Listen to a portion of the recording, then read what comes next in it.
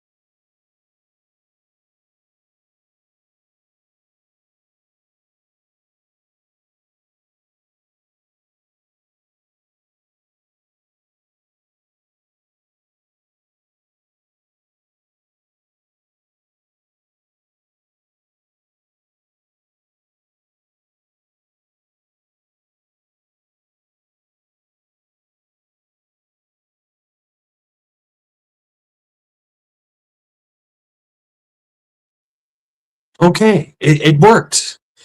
What's up? What's up, everybody?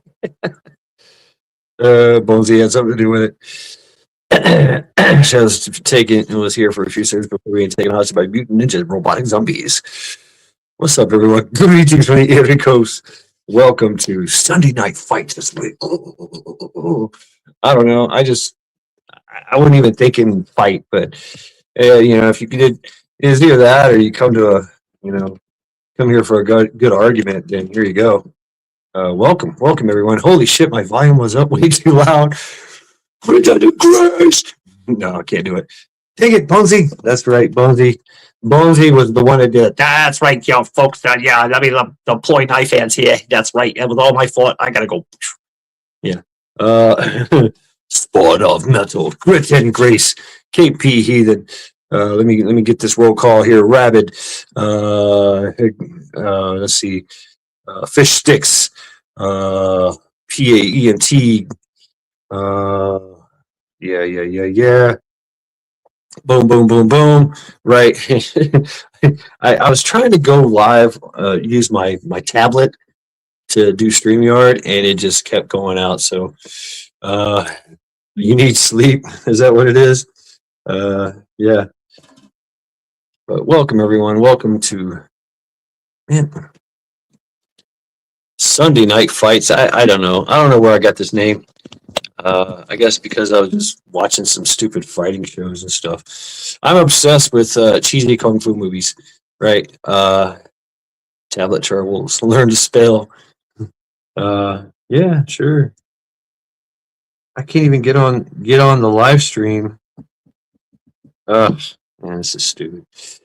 Badger will be mad if he doesn't get fed. That's right. Badger. That's a hell of a name for a goat. Wouldn't you agree? Badger.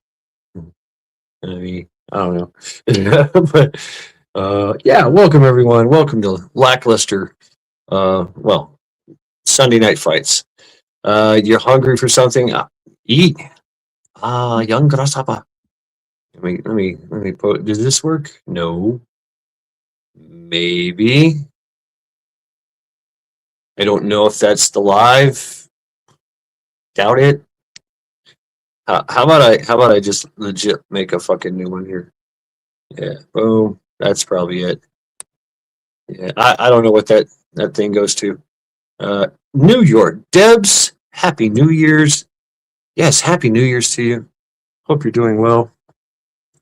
Hope everyone is doing well. Cha-cha. What's up? Cha-cha. Cha-cha. Cha-cha. I do not have mud butt, okay?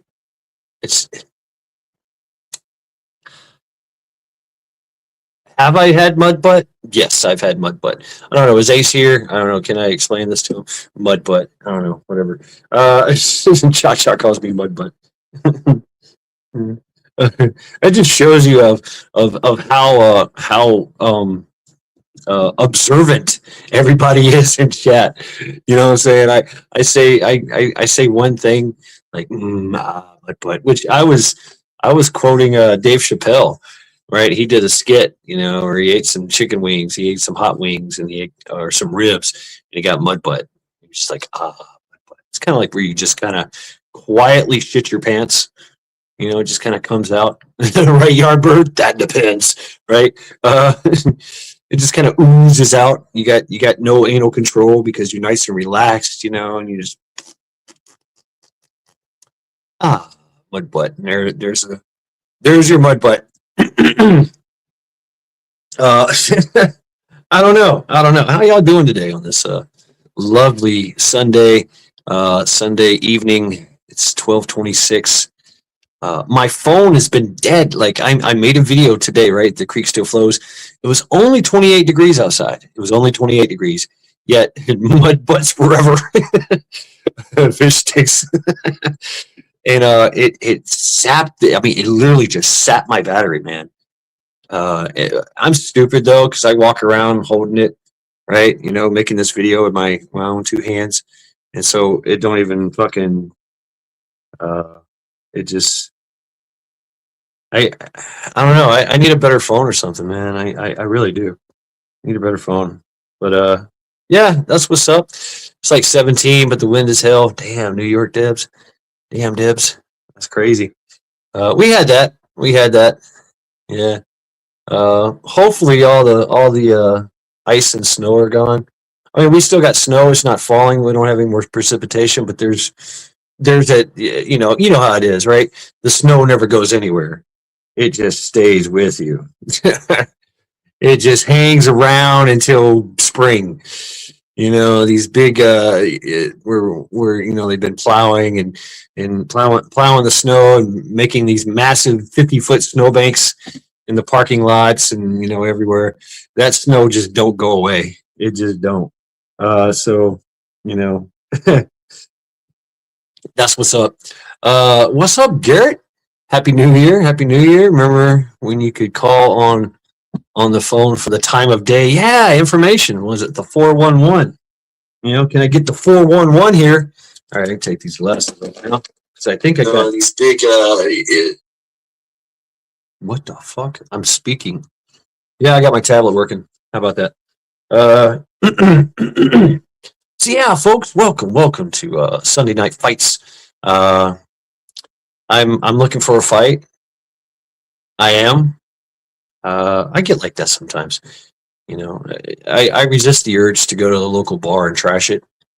I do. Yeah, I don't know if that's the Marine in me, but you know, it's kind of weird. 6 models. It's turning to vinegar, right? PMET. Shockingly, one Baltimore's kicker missed with 2 seconds to go. Damn, Garrett. Wow, that's a cliffhanger, is it not? Mine is 13 something. Store are those right, Yardbirds? You know, I still remember phone numbers to this day. I still do. I still do. Like you know, like the emergency contact numbers, right? You know, you were taught as a kid, hey, if you're ever in trouble, you ever get separated, you know, stranger danger, and you escape and evade, you know, go to a cell phone, dial 911. Hey, help, please. And then dial this number. This is the phone number. This is the home number. This is your uncle's number. This is your aunt's number. Right. What's up, Daniel Berry Sports and Highlights? Happy Sunday. What's up? What's up? Tried to get on, but StreamYard wouldn't let me. Okay. Let me see if I can do it again.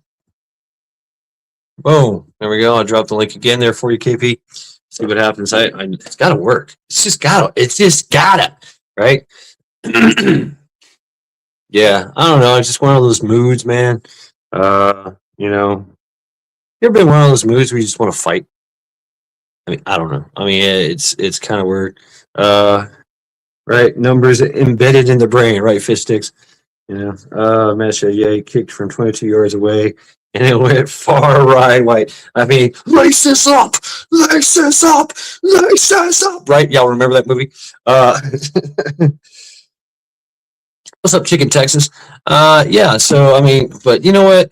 Oh shit! Here we go. What? It's the thunder from down under. Can you hear me?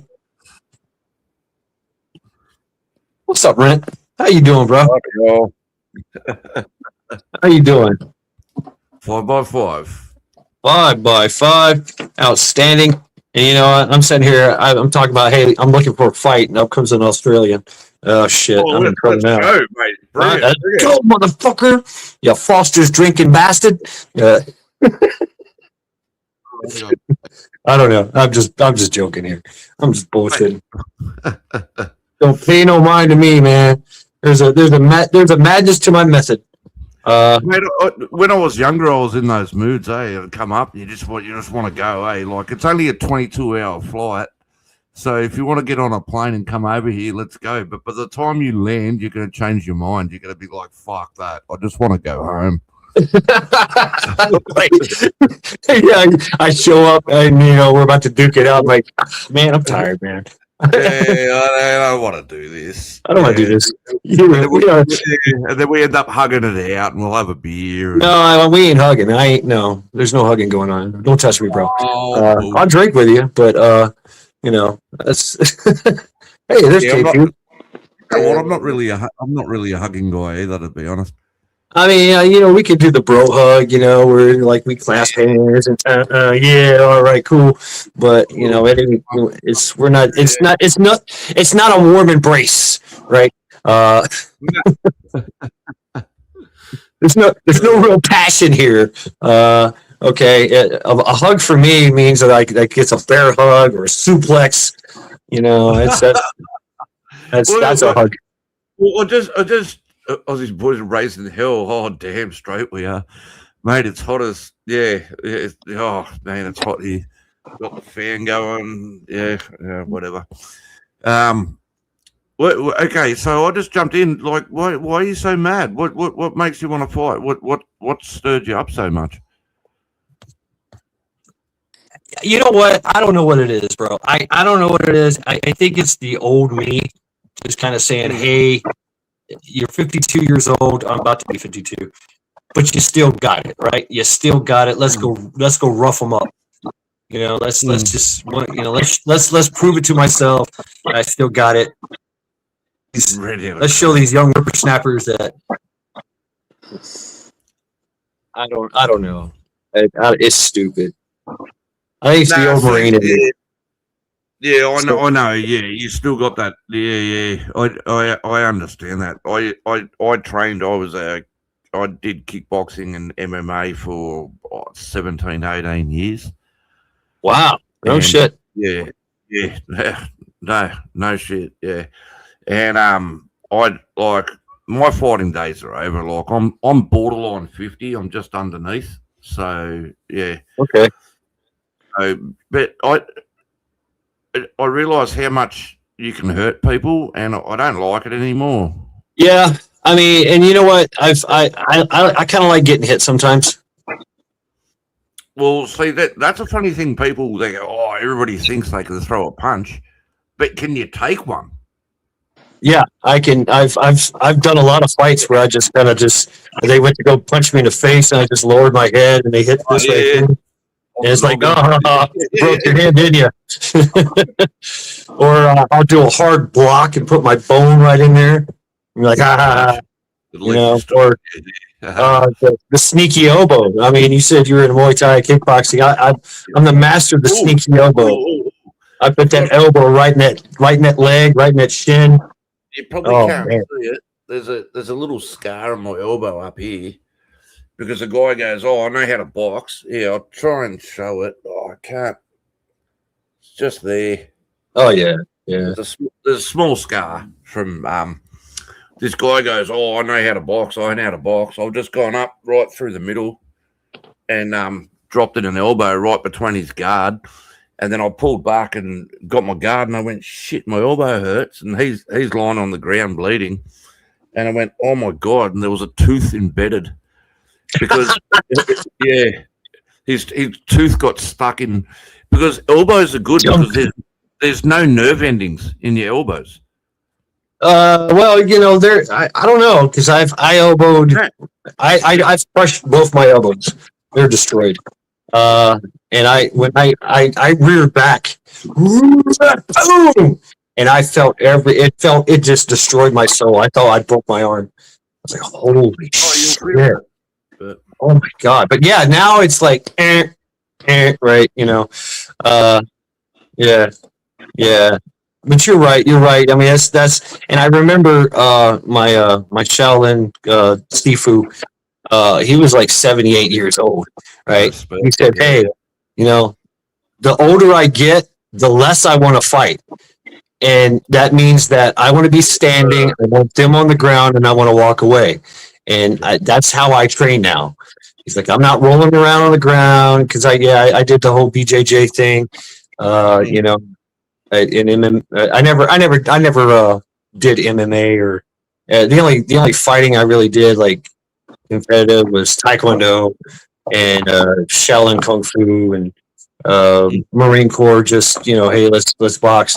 But I did a lot of training. I like just a lot of training, and I did I would do practical application. Right? Okay, let's go to the bar. See if this shit works. Right? Well, you got to admit, a lot of people go, "Oh, it's violence, this and that." If you're doing kung fu, or you're doing this, or you're doing whatever you're doing, you got to. It stems down to you're doing some kind of physical fitness. You could be doing fucking yoga. You know what I mean? I mean, yoga's combative. You know, I don't even know what Pilates is, but every time I hear Pilates, I just want to laugh. Like I don't even know what the hell that is. Pilates. What's up, KP? Yeah, KP Heathens here. What's up, KP? I mean, yoga. Yoga. Oh, okay. How you doing, KP? Same old, same old. Started working on Double Dog's wood burning. Oh, nice. Nice. Yeah, KP Heathen does some amazing wood burning. I have a few pieces myself. So is everybody Shad Fu fighting? Everybody will shed Fu fighting. Fast as lightning. Yeah. Yep. Yeah, but you know what? You're right, though, man. I'm an old man, dude. I'm an old man, and I'll get in a fight. I'll probably win, but it's going to take like 2 weeks for me to recover. Oh, recovery times are short now. Oh my God, I'll be stumbling around and shuffling around. Oh God, what happened to you? I got to fight. Oh. You want a sneak peek? Sure. Sneak peek? Yeah. Oh, God. All right. Yeah. All right, let me see if I can hold on. Wait a minute. We got to do some creative things here. All right, boom. There we go. Gotta make Mashad think this late at night. It's gonna be an American flag with the Marine logo wood burned into it. Oh, hell yeah. Oh, he's going to love that, dude. He is going to love that. I'm debating on if I want to do wood burning for the stripes and then come back and paint them in red, white, and blue and all that. Still trying to figure it out as I go. Wow. As you can see, I kind of messed up on the. Well, that's just a drawing that he's doing. But I'll show you what he's done. What the? Here we go. Yeah, I got some pieces here.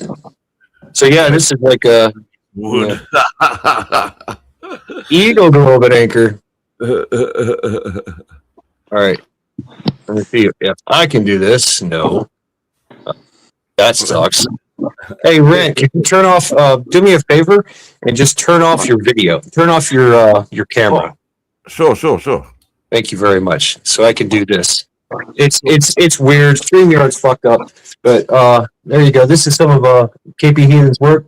This is burned in. This is textured, burned in, wood burning. This is a trial by axe thing he did for me. Him and Missy. All right, that's literally burnt into the wood. I love it. And of course, since this is Sunday, he made me a spoon. Sunday Reflections. Oh, get out of here. Yeah. So that's some of KP Heathen's handiwork there. I mean, that's pretty badass, dude. Oh, we got Guardian. Man, I picked the wrong night to pick a fight. I got an Australian and a South American ready to just kick my ass. I'm fucked. I'm a dumbass. Okay, y'all can turn your cameras back on, I guess. Right. No, what, is that all the woodwork? There's no more? Friday. Don't stitch us up here, mate. Come on. That's all I got right here. All right. You also got the Lackluster Friday logo. Oh yes, that's in storage. That's in storage. How do I do? Okay, I fixed it. There we go. I fixed it. Yeah, I'm on StreamYard on my phone. Guardian, where you at, Guardian? Hey, what's up, bro? How you doing? You well? All right, good man, good. Welcome to Sunday Night Fights. I picked the wrong couple of three guys. I got a crazy Cajun, we got an Australian, and we've got a South African that does 1,000 push-ups a day. And I'm trying to pick a fight with y'all. I'm a broken old man. This ain't going well for me. Don't worry, man. Shout out to spending. It's all good. It's Monday for me, so you've made my Monday so much better. Yeah. Cha Cha, the back of the spoon is meant for me. Yeah. There's a special message on the back of the spoon is meant for me. So you do not get to see it. Ha. Her KP Heathen, not me. So yeah. One of my favorite movie sayings from a movie from the South. If you ever seen that movie Stone Cold with Brian Bosworth, Mm. Chains made a comment. I'll weld him up in a 55-gallon drum and throw him in the bayou. In the bag. Oh shit. What's it called? Stone Cold. Yeah, it's a biker movie with that old football player Brian Bosworth. Yeah, old Brian Bosworth. I mean, he was a badass. He was a boxer too, right? So Lance Hendrickson was the biker gang. He was known as Chains. It was supposed to be Must be filmed like- in Biloxi, Mississippi. Hey, Carl. How you going, Campbell Carl's here. Yep. mate? I'll have to go. Yeah, I'll have to go check that movie out. Yeah. Well, if you want to get violent, you know what always helps me to get out. Like I go watch like martial arts movies. Oh, I'm addicted to cheesy kung fu movies. Absolutely Right. addicted. Yeah. Well, you know, like yeah, you can get all those like Disney and Netflix, and it gives you 1 month free trial. No, fuck that. Yeah, no. Listen. Hear me out. I don't do Right? this shit. Now, I love The Punisher, right? Because it's Oh military. yes, yeah, that was one of my favorites as a kid. So I'm smashing that out now, and my missus is like, "You better finish the whole series before the 19th of this month because I'm cutting it off." Oh shit. So I'm like at the end of season 1. I've seen it before, but I was like, "Oh," so I'm doing the free trial, and then she's going to cut it off. The wife is going to cut it off on the 19th. So You just better hit my- pick a day and just binge watch, bro. Just Bro, watch it. oh mate, I've been doing it. Don't worry. Nah, Yeah, the we can talk, Greg, if you want to. You can send me a message and I can hook you up with something to sort that problem out for you. No problem. Don't stress. We can watch it way after. Don't worry about that, buddy. The best Punisher Okay. movie was That with sounds Dolph Lundgren. awesome. Yeah. And that was the first one. Dolph Lundgren. Yep. He did a Punisher? Yeah. Yeah. No. I don't think he made a good Punisher though. No, he didn't. I like the one. I like the ones that stick to the storyline. You know, the Marvel character storyline. You know, Mhm. Frank Castle. I forget his name, but Yeah, the movie one. That's the one I like. What's up, 420? 420 Dragon. 420, brother. There you go, mate. Now, if you want the most violent Punisher movie, was the third one.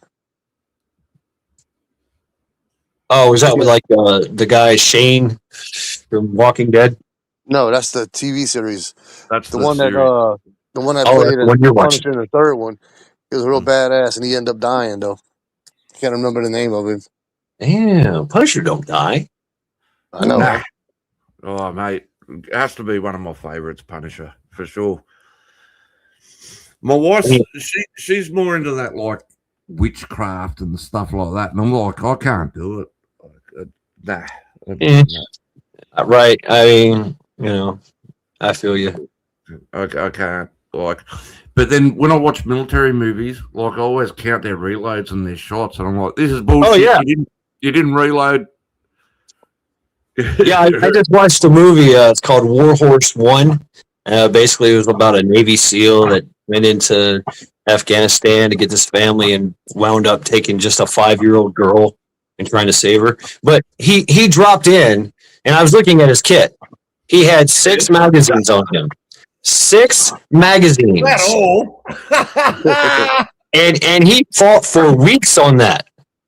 It took him a week to get rid of all that ammo in 6 magazines.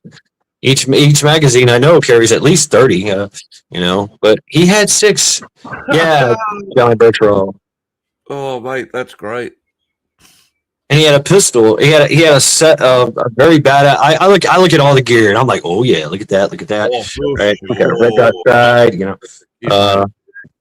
What are your thoughts on Kelly's Heroes? Kelly's Heroes. What the hell is Kelly- that? Oh, Kelly's Heroes. Hold on. With Clint Eastwood, Telly Savalas, Oh, what's his name? I can see his face. He acted like a hippie in that movie. Donald Sutherland. Southern. Okay. Oh, you're ringing a bell. I just can't put my finger on it. Chances That's an are. old movie from the 70s. Oh, I love it. I've seen it. I haven't seen it in a while though.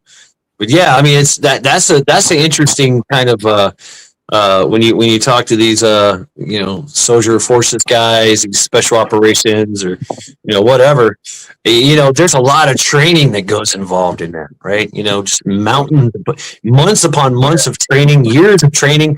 Back in the day, they just picked you. They said, "Hey, guess what? You're crazy enough. Let's go do some soldier of fortune shit. Come on." The most You- training in a movie they one- had was 300. What? Everybody needed therapy after making the first 300 movie. They Yeah, that needed was therapy. I wonder why. no. What I was going to say, my wife actually cried in the theater after watching that. Act of Valor. Act of Valor. Yeah, That was a Act pretty of good movie. Valor. Yeah, but the acting is shit because the actors are real Navy SEALs. And when they had the opening red carpet in Hollywood, they actually did a night drop onto the strip. Oh shit! Really? Yeah, for real. Yeah. They parachuted in. Wow. Yeah. They parachuted in onto the Hollywood strip, like through the buildings and landed there. So the acting's pretty fucking poor, but as far as if you want to watch a military movie, it's pretty shocking and real. And they're always doing reloads and everything and this and that and the other. So, yeah, I liked it. This is Sparta. Yeah. This is Sparta. Yeah. Spartan kick, a good front kick right to the sternum. Sparta Eh? kick. This And is so, Sparta. Yeah. yeah. I mean, everybody thinks that Sparta. Yes, they were they were warlike, absolutely. But a lot of people don't realize that they were very philosophical. They practice stoicism. If y'all know what that is, stoicism. That was their whole ideology. That's why they ate the way they ate. That's how they structured their whole society. Like everything was stoicism.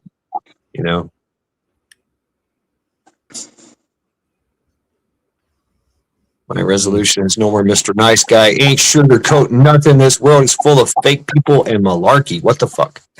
Holy All shit. right, Gilmore Carl, you are not going to have friends, I see. Should I be scared? Oh, God. Oh, my God, Carl. Carl says, fuck it. Scorched earth on everybody. Fuck you. I think 2026 is going to be fucking lit for Carl. From the sounds of it. Hey, I've met Carl. He was an amazing person. So if he could pull it off, he's the one that can do it. Ask him what he thinks about Digicamo. He had an auction once. I was giving him get out of fucking. Oh no, he's probably a purist Tiger Strike guy. Yeah, Tiger Strike. Camo's been a supporter as well of what I've been doing online and stuff for a good couple of years. I've got a lot of time for Camo Car. Yeah, say again, Guardian. Oh yeah, no, I was just saying that I've definitely got a lot of time for Camo Car. He's been a supporter, not just of myself, but of the community for a good amount of time. What a great guy. And I do understand Camo Car. There's a lot of pieces of shit out there. I'm sorry for dropping that. But you can say what you want here. Say what you want. Yeah, like I get it to a degree. It's funny that as I get older, my friendship circle certainly gets much smaller. And you kind of end up, just kind of finding out the quality rather than quantity. So I get it, Camo, 100%. There's so many people out there that genuinely just don't give a shit about others and are all about themselves. But yeah, a person's also got to believe that there are still some of the good ones out there. As long as you remember that, Camo Car, we good. And we can chat sometime about it as well, man. Like I can really go deep down into this about like how people are just kind of, a bit messed up. Just say it in the lightest way I can.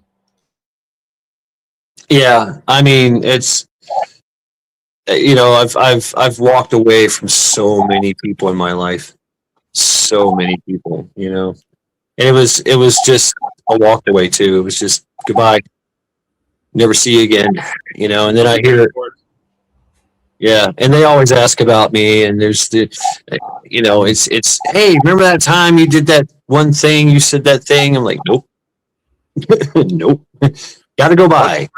Mate, you just spat some knowledge there. Absolutely, 100%. Those are intelligent words. I agree.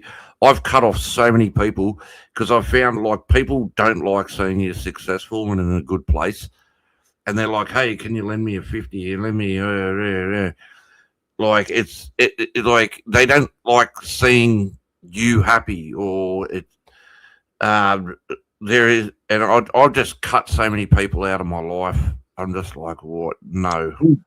Bam, Yardbirds. I'll call your stoicism and raise you objectivism. Wow. I love it. I love objectiveness. Subjective, objective.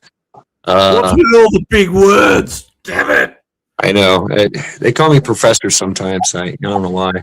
But chat's where it's at, man. Those guys are smart. Oh, no. And you know what? I just kind of like, I love my solitude. You know what I'm saying? I really, even though I'm a personality person, I'm, hi, how you doing? Welcome to Mad Shad. Yeah. Right. I've got the voice. I've got the personality. I could walk into a bar and I literally just take over a bar. It's mine. Right. I'm telling stories, jokes, and I'm dancing with the girls, and all the guys are just fucking, we're just, fist pumping it up. And then, whatever. And I always leave like just broke and broke and stupefied and alone. Right. So it's kind of like, I don't know. I mean, I guess because I am what do they call it? A Sigma male, right? It's a little Sigma, but I have that part of me, that showmanship part of me. But there's a lot of times I just want to be left alone, and and my friends too, right? Like how my friends and everybody, I just kind of like back away, just let them do their thing, just let me do my thing. And it's kind of like a recharge, I kind of need to recharge. How about this? Yeah. I get an overabundance of creativity, and it has to come out. And if it doesn't, then I get a little manic depressive kind of thing going on here. So, but then I like to retreat and hang out in my room, or take long walks in the woods, the forest. And yeah. Well, I've got the bush out the back. I'll take my dogs for a walk.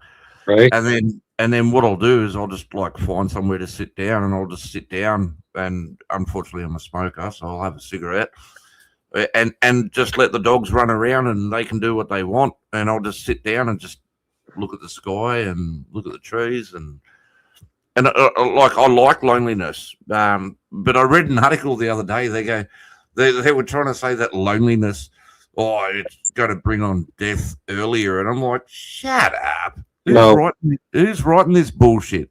I want to be left alone because I'm not dealing with your bullshit. I don't have to deal with your crap. Don't put your shit on me. Like, it's good. Hey, here he is. G'day, buddy. Like, yeah, I just love sitting down with the dogs in the bush sometimes. Yeah, it's like meditation. I mean, that's bullshit, because look at the monks that just sit in their monasteries and meditate for years on end and live till they're like 150, right? Yeah, it's funny because they had some monks that passed through here, walking from Texas all the way to Washington D.C. for peace. Oh, we've got them here. They walk up and down the freeway, and I'm like, mate, where? And they just carry like jugs of water. And I'm like, are you kidding? Because you've got to stay hydrated, obviously. And, mate. It is, Yardbirds. It is. I mean, that's actually how I started this channel, for therapy. So these monks walk like 1,000 kilometers. You're talking like Sydney to Brisbane up the coast. Yeah. Oh, sorry, miles. Ah, shit. Yeah, you know I don't know. Hey, miles. cool. We figure it out. Hey, we'll figure it out. Yeah. Hey, I know. Okay, let's say it's about 2,000 football fields. It's a lot. That's what we know. It's a lot. It's a lot. All right, take care of yourself, Revin. Have a good night. Rabbit. See you, buddy. Yeah, but yeah, those monks, those guys are committed. Right? Committed. Yeah. Like to have that I don't even know. To be able to just crave adversity and strife on your journey. Because that's what they do. They don't block, and that's the thing. They're not blocking out the that's usually that's what you hear is like block out what's hurting you, block out what's uncomfortable. No, they're embracing it. Every step they feel barefooted on the rocks, they feel it and they embrace it. Every sunburn they get, they embrace it. Every bone that aches, every muscle that tears, they embrace it. They're like, yeah, I'm alive. Right? I just can't fathom it. I think it's crazy. Oh yeah, absolutely. And I'd have to stop and check in like on my phone all the time if I was doing like a pilgrimage. And maybe go hide in the bush and rub one out or something. Look at a bit of nah. Self-motivate. Yeah. Self-motivate. Oh, so you like to contemplate while you masturbate. Coping and healing techniques, yeah. Oh, mate. Crazy. So what you think, Guardian? Folks, drop your links. Shameless plugs for everyone. If you're looking up to do, if you're not doing it's not. Just beg somebody's blue and they'll drop it for you. Guardian here is doing a series about Guardian. What's it called? Gardening. Yes, sir. So I've just been, for myself as well, I think, this topic is pretty relevant. Being able to heal from shit in our past. Like there's a lot of stuff that people carry with them, right? And I just think that it's a rather intriguing age that we're in where everybody's kind of polarized in a lot of ways too. People's trust amongst each other is becoming less and less. And you can't form those friendships or bonds without trust because you've got to extend that. And I've spoken about this briefly as well on one of the videos that I've done when it comes to being able to actually like heal yourself. And for myself, being close to nature and genuinely, I don't mean to be like too much of a hippie when I say this, but I really do find a hell of a lot of my soul when I am busy gardening and I'm able to turn off all the like noise and the scatter that's around all the time. That people want, everybody feels it, right? Like they're being overcrowded with all this information consistently and bombarded with like all of this information overload. And I think that when you're able to like really get down to nature and just cut all of that shit out for a while, like you're really able to, just live in a much better way because it's unfortunate that people do end up messing you around all the time. So you end up finding things, and in nature, I know what to expect. I know that the snake's going to bite me, it's pretty much comes down to that, man. Right. I mean, there's so much sensory overload, sometimes I get into some, I think it's called hypervigilance. I never knew that was the name, but it's just like, you're just turned on, right? Anxiety to 10,000, your adrenaline's going, any movement, any sound, you hear it all, you see it all. You basically become superhuman, right? In your sensory perception. And I think that this massive, social media complex makes people like that, where usually it's just like people that are vets or EMTs or policemen or, people that have been in that kind of, situation where they feel that. Now it's your 13-year-old kid that's never been in a fight, yet he's always on his phone and he's always got earphones on and he's always on TikTok and he's got hypervigilance and PTSD. Ow. Can I elaborate on that? One simple Sure. thing I told my son. I go, mate, make your bed in the morning. He's like, what? I go, make your bed. I'm sick of walking past your bedroom and your bed's not made. Make your effing bed. And he's like, oh, and then he just started doing it every day. I'm like, no, it's not made. And he's like, oh, and he's making it. Second of all, right, don't sleep with your phone next to your bed. Leave it in another room somewhere else. Don't rely on your phone. If you want to have a good sleep at night, if you want to have a good sleep, don't turn your phone on silent, piss it off. If you've got an alarm clock, okay, cool. If you've got to get up for work or whatnot, but you don't. No phones in the bedroom. I put a TV in my bedroom for a week, and I went, "What the hell is this shit?" I went, "Nah, I'm not doing this." Hauled it out. And the missus is like, what? And I went, nah, I'm not doing it. I don't want a TV in my bedroom. I'm not. No. There's little things in life that can change. You don't need to rely on technology so much and all that garbage. Yeah, it's a smart move. It's a wise decision, bro. Like, there needs to be space where there isn't that complete bombardment. And I think having that TV taken out of your room is just a practical choice, 100%. Yes, sir. Yes, sir. Yep. Yeah, and it's interesting. I have the observation of growing up in the 80s through the 90s into now, watching technology do its thing. Like, I came from the land of rotary phones. I watched Atari show up on stage, right? Show up in the living rooms. We got little paddles and you're playing Asteroid and ping pong, right? And then now it's a phone was a phone. It had a cord. It had a rotary. It was awesome. Loved playing with that thing as a kid. Right? Oh, the Nokia 5110s, mate. You just play Snake all day long. They were the best. Right? I was a big Asteroid guy. That was my thing. I could kick ass at asteroids.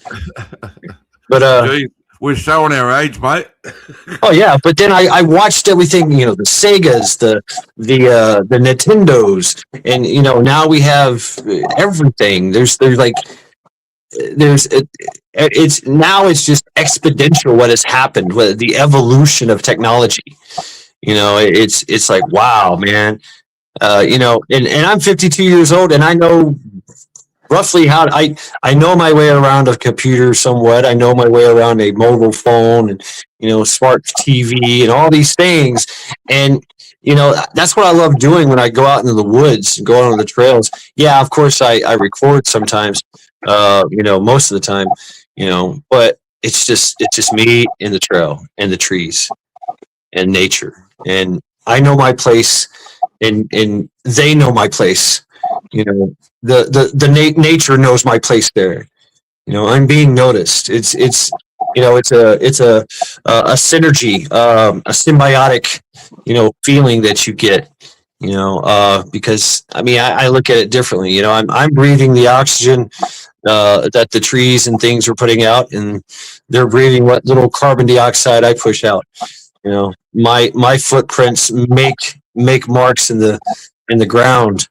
I could potentially damage.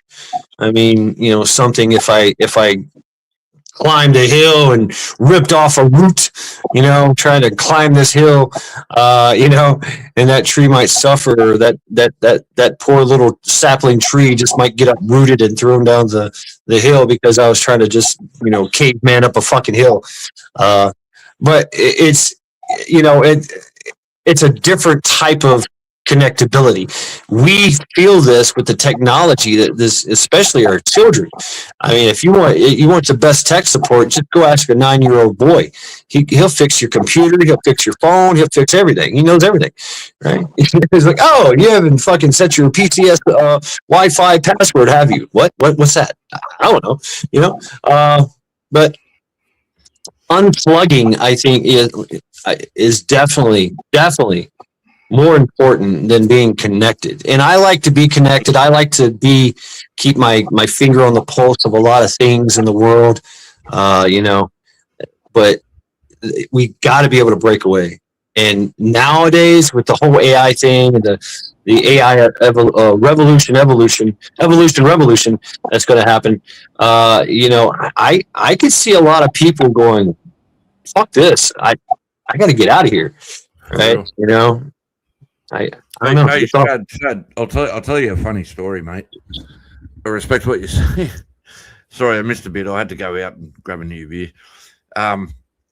So my Opa were German Jews that smuggled Jews out of Germany during World War II. Oh, damn. Right. So they I got plenty of more stories, mate. I've got them in the bank. Right. So they celebrate Shabbat on Fridays, right? So on Saturdays, you're not allowed to use all Saturday. Don't use any technology, right? And I used to ring them on Saturday because I'd be working all week, Monday to Friday, and I'd ring them on Saturday, and I'm thinking, shit, why aren't they answering the phone? Are they okay? Because you can't even pick up the phone. You know, you don't use any technology. And like just one day out of the week, and I've adopted that idea. I'm thinking that's brilliant. Just one day a week, no mobile phone, no car, nothing. Yeah, unplug. It's a 24-hour cleanser. Yep. It's a smart way to do it. If you know, there will be times where you have to steal a bit of time from the technology, perhaps. You know, like there might be a Saturday where there's a specific thing that you had to do on that Saturday for like an hour. So you like a kitchen fire? Yeah, perhaps. That's a very good situation to have to be able to whip out the technology. But I think that, having something like that is a brilliant way to just, you know, give yourself that kind of refresh. That's a brilliant way to actually approach that. And absolutely. You know, it's rather interesting as well, Mad Shad, you were saying about like how you came up with like Atari. And I came up with a little bit later than that, not far behind though, with like the Nintendo cartridges and Sega consoles and PlayStation 1. That's where I started to see things. But it's just extremely interesting that we're living in the age of 2026 now, where we've been able to see the rise of technology in the way that we have, like in communications across the world. Like if you look, and even with like the advent of AI and the path that it's going as well, it's a good point that you make. It's just rather interesting because where we were when we were born compared to like what we're seeing now in our age that we're in, I'm sure obviously technology has had, you know, the world has had a couple of refreshes as well, if you want to believe that, where we have had pretty advanced technology at certain points historically, way long ago, and it's just kind of changed. But at the moment, as far as our recorded current history that we have good tracking of, we are at a stage now because of Moore's technology and technology growth being exponential, obviously. So it consistently having the capability to grow on itself has given us like a vision of a world where we really are seeing so many different changes consistently. And unfortunately, humans are rather cautious of change inherently. Like we're born with a thing where we don't always adjust to change too frequently. So unless we acknowledge that and try and like be more adaptable ourselves, change can be something that can really be frightening to us. So we are also like, you know, blasted as well, not just with all that social media and the news and that type of thing, but also the capability that, not the capability, but rather the understanding that what we know right now, technologically wise, is not going to be the same by any means in the next, like, you know, decade or 2 decades. And the problem with that is we don't feel like we are on solid ground anymore. We feel like everything is moving underneath us. And when that happens, like there is a higher rate of people experiencing high levels of anxiety, depression, like all of the stressful things that really make a person you know, just freak out in a lot of ways psychologically. So a person has to take those breaks like what you were saying there, that 1 day off, rank, it's amazing. Just that 1 day off a week will catapult you into like being able to be so much more like just intact with who you are and what you're about as a human being, and not as a person that's already connected to these devices the way that we are. Yeah, and it's you know, Hang on, I- hang on. What he said. What he said. what you said. That, mate, speaking truth, bro.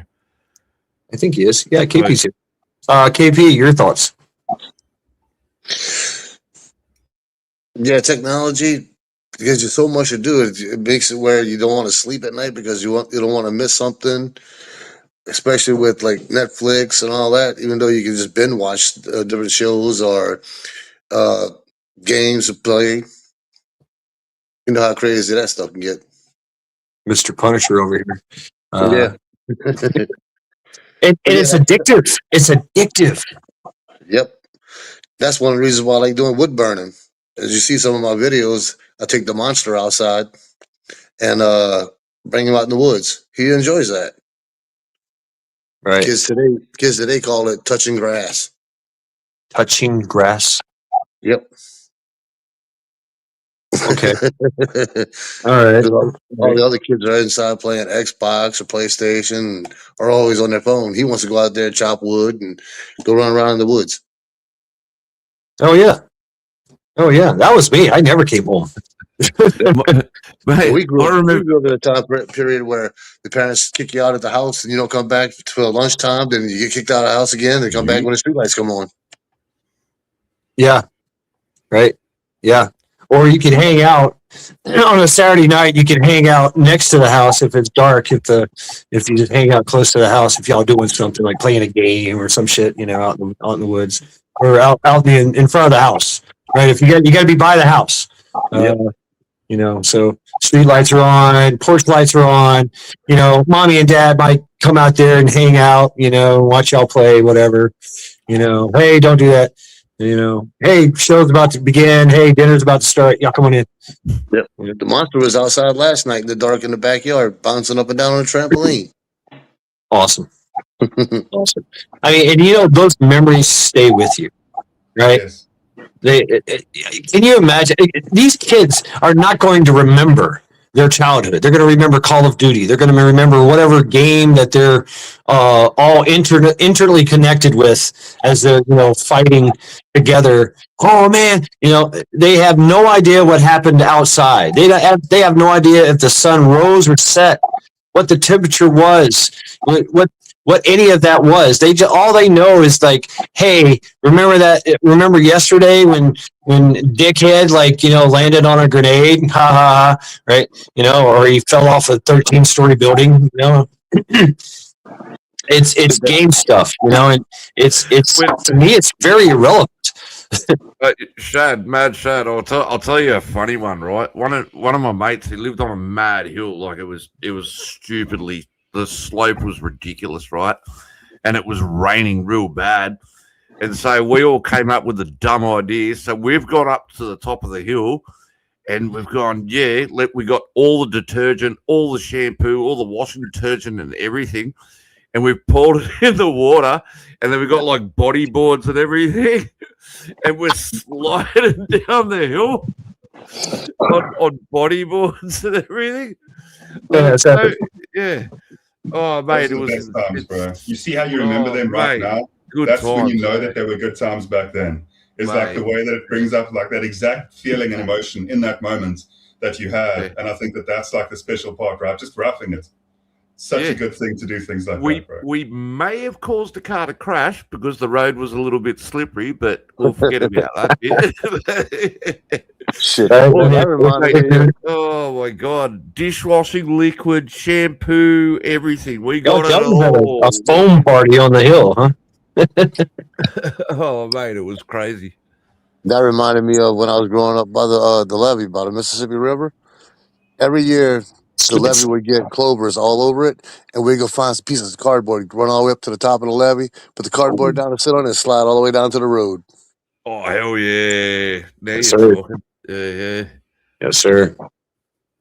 Yeah, I remember doing that with my mates because, like, we don't have a lot of snow here in Australia. We used to get our snowboards. Well, I never had one. I'd borrow friends' ones, and we go down grass hills.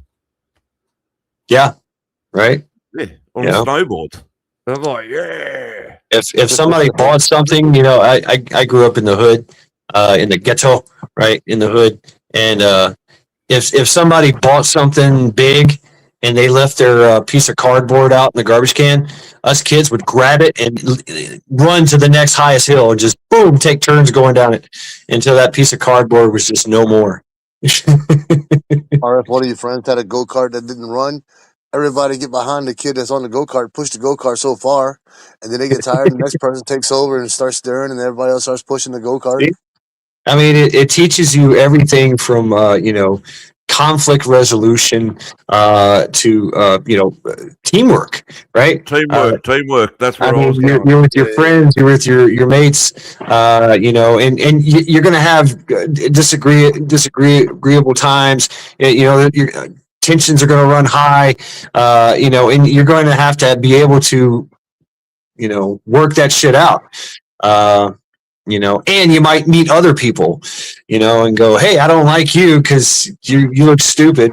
Well, I don't like you because you're not my friend. So don't say that to my friend. So it also teaches you loyalty. I mean, where are these kids at nowadays? I mean, am I wrong? Is there hope for them? I don't know. I don't know. Unfortunately, the monster where he lives at, the only kids that's on this street is little girls, and he don't want to play with little girls. Right. He has to go over a few blocks to go by his friend's house, who's always grounded because he's always getting in trouble and stuff. I'll tell you a Yeah. funny story. When I was a kid, like now, when I was a child, okay, I wasn't a baby goat. When I was a child, I used to go play on the building sites in the area and that. And I took my toy cars onto a building site one time, and I was just burying them in the sand and playing with my toy cars and everything. And then my mother called me in for dinner, and I left my toy cars there, and I buried them and everything. No one told me that they were going to be laying the concrete the next day. So I've gone back the next day to go get my toy cars, and there's a whole concrete slab there. And I'm Wow. like, what? So there's a house in Bondi Junction, Australia, that's got Corvettes and all Matchbox cars, real rare ones, buried underneath their bloody carport. Damn. Oh, You know what? You should send them a letter explaining the whole situation, and I bet Mate. you they'll try to bust up that concrete to get to it. Hey, Feel like they're probably rare cars. They're infused in. What the hell? If I knew the concrete was going to be laid, I would have taken my cars home. Oh my god, I got a good memory. I was probably only like 7 or 8 years old when that happened. Oh wow! Yeah, I'm talking like mid-80s or something. Yeah, At crazy. least I can say one thing about the monster. I can be out there working on my car. He'll come out there and just watch and ask questions. That's cool. That's cool. Hey, how old is Monster? 10. He's 10 years old. Yeah, that's when I became a man. 10 years old. It was. Shit, I remember when my dad was home on the weekends because he'd work all kind of crazy hours as a mechanic, and he'd be working on his truck. I'd be out there underneath the hood with him. Right. Go get me a 9mm. Hold the flashlight. You got to remember the flashlight. 10 years old, mate. Yeah, mate, he could be making iPhones in China. Yeah. No shit. There's another approach to like, the way that things are working at the moment, right? And the way that lifestyles were when we were through the industrial age, is it going to be just as much of a difference compared to like the way that we were in the industrial age compared to modern life in 2025? Does like 2050 could 2050 have that much of a difference between the way that lives are right now? I mean, look at how many people are doing things like remote working, where they have the capability to speak online like this. Like I'm technically working, well, sort of technically working right now as well. when it does come to my remote work from like Mondays to Fridays from like 8 a.m. to 5 p.m., but I do it remotely. So I have the flexibility to prioritize time and to focus in when I need to. The point being, if this was maybe take back like a couple of decades, even a century, the lifestyle of the average person and the access that they had to like just food in general, nutrition, like the capability to have technology, like in the cars, the way that like cars were as well back then, like the most basic technologies as well that we kind of look over at the moment. Like, do we have the capability to be on as much of a contrasting lifestyle change as it was from now to the industrial age, and then from now to even as close as 2050? And that's the reason why I ask this, and the reason why I bring up this specifically is because if we're speaking about being able to play outside, and if we're speaking about actually being able to be human beings, if we are still working much more than we could in 2050 because of the industrial age, we used to really have to do hard labor across the board, right? A lot of people used to have to do much more tedious type of work physically. So physically, people were stronger in that as well. Now, if you look at the way that the world could potentially get in the next, 20 to 30 years, it could become so much more relaxed because we've got more and more technology taking care of the mundane kind of things that a lot of human beings don't want to do, and that would kind of allow us to go back to playing in the streets more, because the hypervigilance of an evolved technological world would also mean that we have the capacity to be much stricter when it comes to the law being enforced, because things are already at this point, there's much more cameras every single year, right?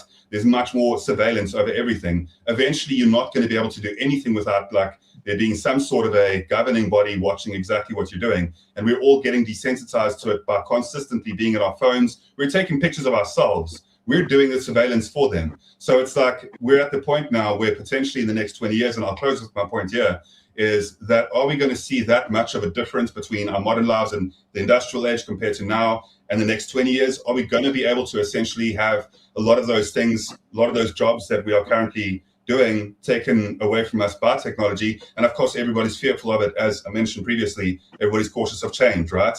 So when you link the two up together, it starts to make sense that a person could actually go back to living a life where kids would be more free to play in the streets because technology's got our back. I know that it's easier to look at the dystopian manner as well of technology on the rise, but there is a possibility that it could lead to a utopian type of lifestyle for all of us. And people say, nah, there's no possibility of that. There's a possibility of that. And one has to have hope. You have to be very hopeful to be prepared for the worst, right? So you have to hope for the best. I definitely want to comment on that. And so, yes, I am ideologically opposed to creative AI, writing songs and movies and all that bullshit. But we know that AI is all that's the insurmountable, amazing capabilities of technology nowadays. Whereas it frees up a lot of time, right? And yes, we're starting to see this. We're starting to see this now with people like they work remotely, or they work, with computers and technology, and they go to the gym. They go, Guardian, look at you.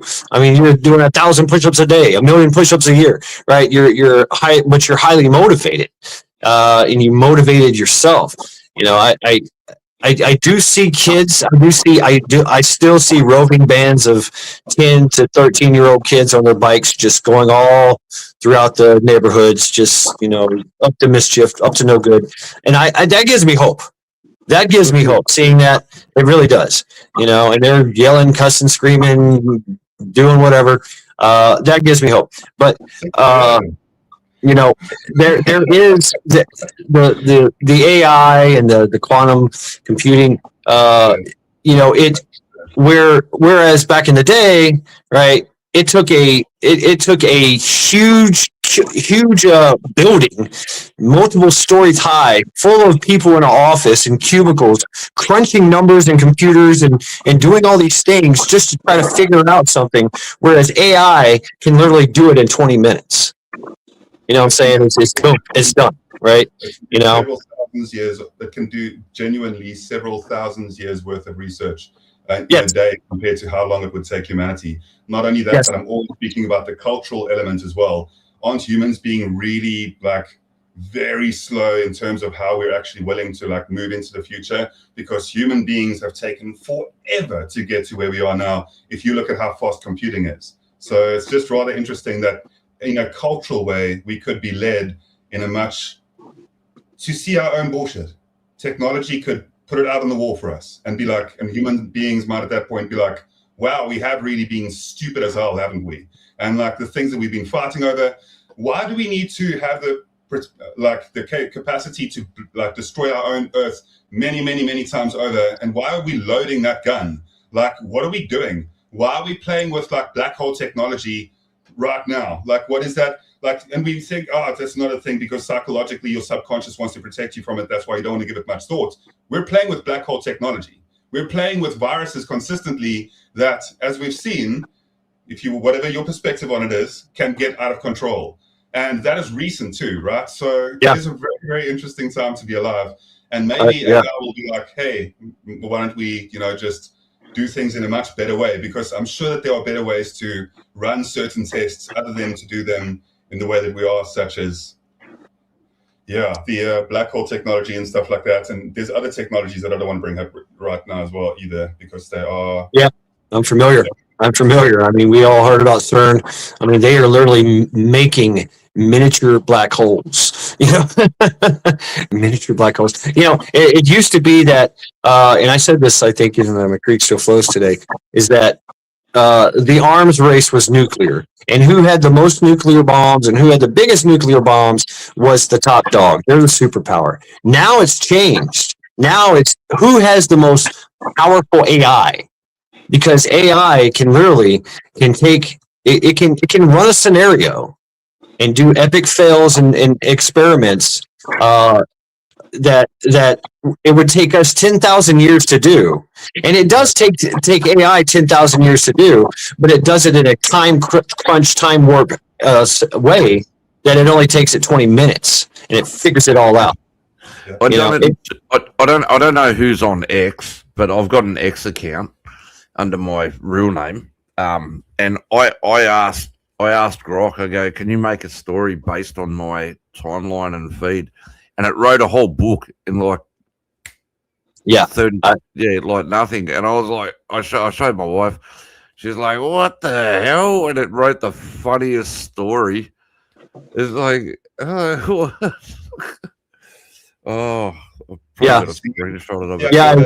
it's us being able to take advantage of it, which we are good at. We are good at finding advantage, any kind of mechanical advantage or technological advantage. We are really good about that as a species. But it's what the powers that be, they are weaponizing it. I mean, that's the thing. And it's going to get to the point, and they've told us exactly what they're doing. They've been telling us for decades what they're doing.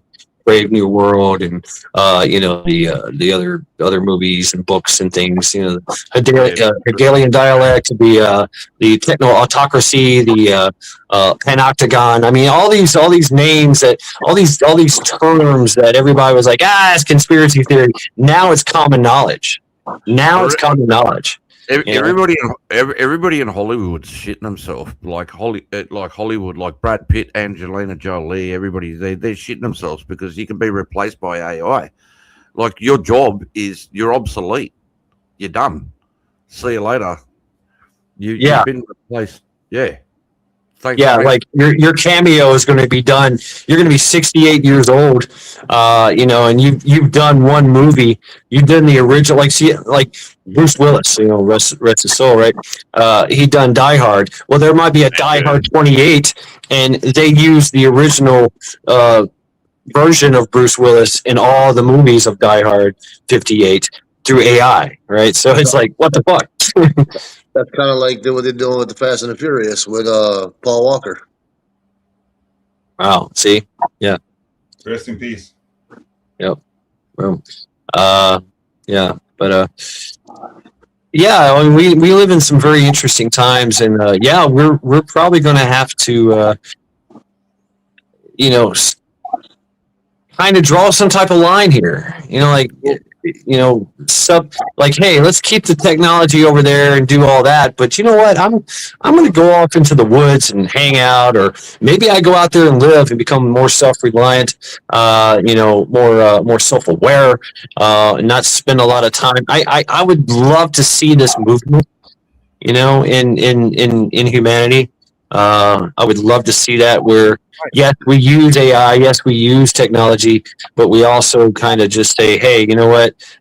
I'm going to break away and leave that shit behind and go to the park, you know, go do something, go, you know, go enjoy nature while you still can, until the data centers take it all up or the 15-minute cities come up. You know, I mean, Everybody do it now. Everybody in chat, whoever's here, do it now. Just one day, try it, and you'll feel cleansed. well, don't do it now because the live stream's not still now, going. not now, The not fuck? now. No. Next weekend, everyone do it. Live One stream day. over. Just no. One day, just try it. One day, no technology, no phone, just one day, and see how you feel. Just one day, see how you And feel. I feel to be foolish on. I like that, right? Yeah, that used to be my Sundays. Is when I would do my Sunday reflections. I would literally stay away from social media and just literally walk around and ponder whatever subject I was pondering that day, and then later on I would make a video about it. Right, so you know, it's that process that I crave. You know. Hey, Shad, do you still want to fight, or you calm down now? Oh, I always want to fight. I mean, it's you know, I'm always like that. Oh, really? Yeah. I mean, we're fighting now, and maybe this Sunday night fights is also, you know, multiple. You know, it means many things, right? So it has many multiple entendres. So you know. A penoctagon is the penoctagon. So the penoctagon cha-cha is, imagine this is the concept they made up of a prison, right? It's a circular prison where everybody's in a circle. There's right in the middle of the circle is one guard shack tower. What the fuck? And it has a spotlight, and it spotlights one. It can see 360 degrees in this prison. You can see everybody, but nobody knows who's being watched at that time. But they know, so it affected. That's the thing is the penoctagon affects the way that you react, because you react you react differently if you know that somebody's watching it. Right? Do the guards get to the tower via a tunnel, or do they have to walk across the yard? Well, okay, they get parachuted in. How's that? Nah, I prefer the tunnel idea personally, but It's a tower, and so they just walk up the tower. I don't know. Now the penoctagon concept was, and there have been some prisons that were made that way, but it changed the way you conducted yourself. And think about that now. Now we know that there's cameras everywhere. We're always being surveyed. You act differently. Right. Good. I mean, I remember my father, and this was back in the day when I was doing all this mischievous stuff as a kid. My stepfather said, well, wherever you go, whatever you do, somebody somewhere always knows what you're doing. I was like, that's bullshit. I used to break into houses. I used to steal stuff. I used to run around and do all kinds of mischievous crap, right? As a kid, and I was like, nobody ever knew. But one day I hid some stuff in the woods, and sure enough, the neighbors next to the woods knew I was in there and went and got my stuff and turned it in the police. And I was like, oh no, they got me. You got me. Did you find a Playboy? Playboy, yeah, of course. But the idea that it changes society and it makes you kind of walk on eggshells because you're afraid to say certain things, you're afraid to do certain things. It actually kind of makes you more civil. But here in America we have the 2A. So you better be nice to grandma because she's carrying a 44 Magnum in her purse. You know, But I do have to add to it about the Playboys. Nobody wants a Playboy anymore nowadays anyway. There's no good pictures in there anymore. yeah, you got to go to the website. I think they're coming to a close like MTV. Yep. Well, even Easy Rider. Hugh Hefner is on his last legs, I guess. Yeah. He's gone already. Oh, did he? Yeah, he's been passed.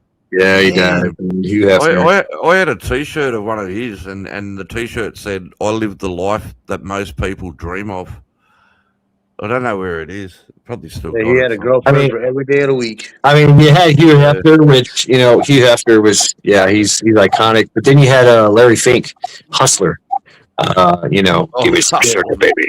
I mean, he was basically an invalid in a wheelchair, but he was worth billions, you know, millions. Yeah. I'll tell you what. I'd rather talk about this than politics, to be honest. So, yeah. Right. I find one of the best aspects of, you know, like when it comes to a person out there such as Hugh Hefner, like it might be, you know, if a person has that many partners over time, and sure, what I'm about to say may be contradictory to the regular narrative that's out there in the modern world, but I do believe that the most incredible part of, you know, the encounters between the genders would definitely be that deeper connection, and that deeper connection itself allows for a friendship and a bond within that. And even if you do have, person has, for example, multiple partners, I would definitely argue the point that you'd lose out on that that really, really deep intimacy that creates moments that are just purely like heavenly. And I will say that I'm not only speaking about through intimacy, I'm speaking about through like the friendship that you create, and having sharing your life with a person, and having to make sure that you're improving consistently, because you are kind of like consistently reminded about, you know, but really who you are as a person, because you are around a person that knows you very deeply, to the point that it's very hard for you to wear masks or put facades on. And I think that that's that point itself, when it comes to that intimacy level and understanding a person on a very deep like level as well. That's why I'll always almost brag about it, that my wife and I have been together for 14 years now. And it is one of the most beautiful things that I would have ever, if I had to give one blessing to a person within their life, find a person, don't give a shit who it is. Don't care if you're like, what, you know, sexuality a person is as well. Some women find women themselves and then be partner, whatever the hell. I don't care about that shit. But I'm saying find a human being that is close to you, and like spend a really long time with one specific person, and you'll be surprised that person starts almost Are becoming. you a freaking relationship counselor or what? No, brother. I'm just saying, like it's because I would love to share the most beautiful things that I've experienced within my life, and that is one of the most For beautiful real, things bro. by far. So if I could give somebody else the blessing of that pure enjoyment within life, such as, you know, having family, spending time in the garden, like increasing my own spirituality, and I'm not connected to any mainstream religion whatsoever. I don't subscribe to that really. I will tell you that those things that I could give to another person, or a level of fitness, so that they feel self-confident within themselves, that changed me in so many different ways since I started doing push-ups a couple of years back religiously. And it really has given me, and I'm not trying to be sitting up here, oh, you know, I do so many push-ups. I'm genuinely telling you that it's something that can grow you as a person. So I will fuck tell your you that- push-ups. Wait, fuck your push-ups. I don't care about your fucking push-ups, bro. You got a head on your shoulders and you got a brain. All right? Mate, you can do all the push-ups you want. You're a fucking smart man. Intelligence will fucking win you over. You could be the skinniest little bitch in the fucking world, but your head and what you're talking about is that's what's going to get you a woman. That's what'll give you like that confidence. Like you, mate, genuinely, everything you've said, I'm captivated. Be careful, you're talking to Vin Diesel right is. there. Hello, darling. Say hello to the missus for me, brother. Oh, hello. Yeah. Guardian. She's come out. Good man, dude. Yeah, bro. That's what I'm saying, man. Having someone to spend your life with is quality top notch, brother. Oh, there you go. Bonnie's just said g'day. Yeah, so my mission every day, right, is to try and make her laugh. I'll make some stupid joke. I'll say something dumb. As long as I get her to laugh or giggle. That's my goal every day. Just make her laugh at least once. She could be mad. She could, get upset with me on that, but I'll say some stupid joke. I can't think of anything specific right now, but dumb shit. Try and make your partner laugh at least once. Yeah. Yeah. Even if it is at the cost or expense of, a little bit of your own ego or something like that as well. Because we all are creatures that suffer with our ego, right? And even if it is making a fool of yourself just to make her laugh or something like that as well. Or just to, I find that maybe it's, a personal thing, but giving my wife a massage or massaging her feet after a long day or something like that can actually be rewarding for yourself too. Like just giving her a back massage. And I'm not speaking about sexuality in a big way. I'm saying that offering up some of your time, your energy for another person is something that definitely, it improves yourself as well. And I think chemical, that's an interesting statement. And what I'm speaking about, everything I'm saying, I will absolutely die on the heels that I'm speaking about too. I will not say something unless I genuinely stand and believe in it. And that's why, that shit right there. So 2 points real quick. The reason why I have a lot of time and respect for Australians is because Australians have a very rough approach to life in the same way that South Africans do. You'll find a lot of similarities. Anybody listening now, I'm telling you 100%. The reason why there's that almost a synergy between South Africans and Australians, not just our climate and not just is our country and all the wildlife trying to kill us consistently, but it also comes down to the type of hardships that we have and some of the things that we've been through as nations. So the point that I wanted to make about this quickly is one that, I don't know, you got to kind of just approach it carefully as well. So I'm always cautious before I say anything to think very carefully on what I'm just about to say. But what I will say tenfold is that I feel, and I'll close with this because I've got to run for a moment, but I really feel that the warmth that a person has, that warm feeling that we all have as human beings, that inner warmth that you feel, that drives you, that where your passion comes from, where your anger comes from, where your emotion is all derived from, that element of being a human being is what keeps us from becoming just enslaved to consistent technology.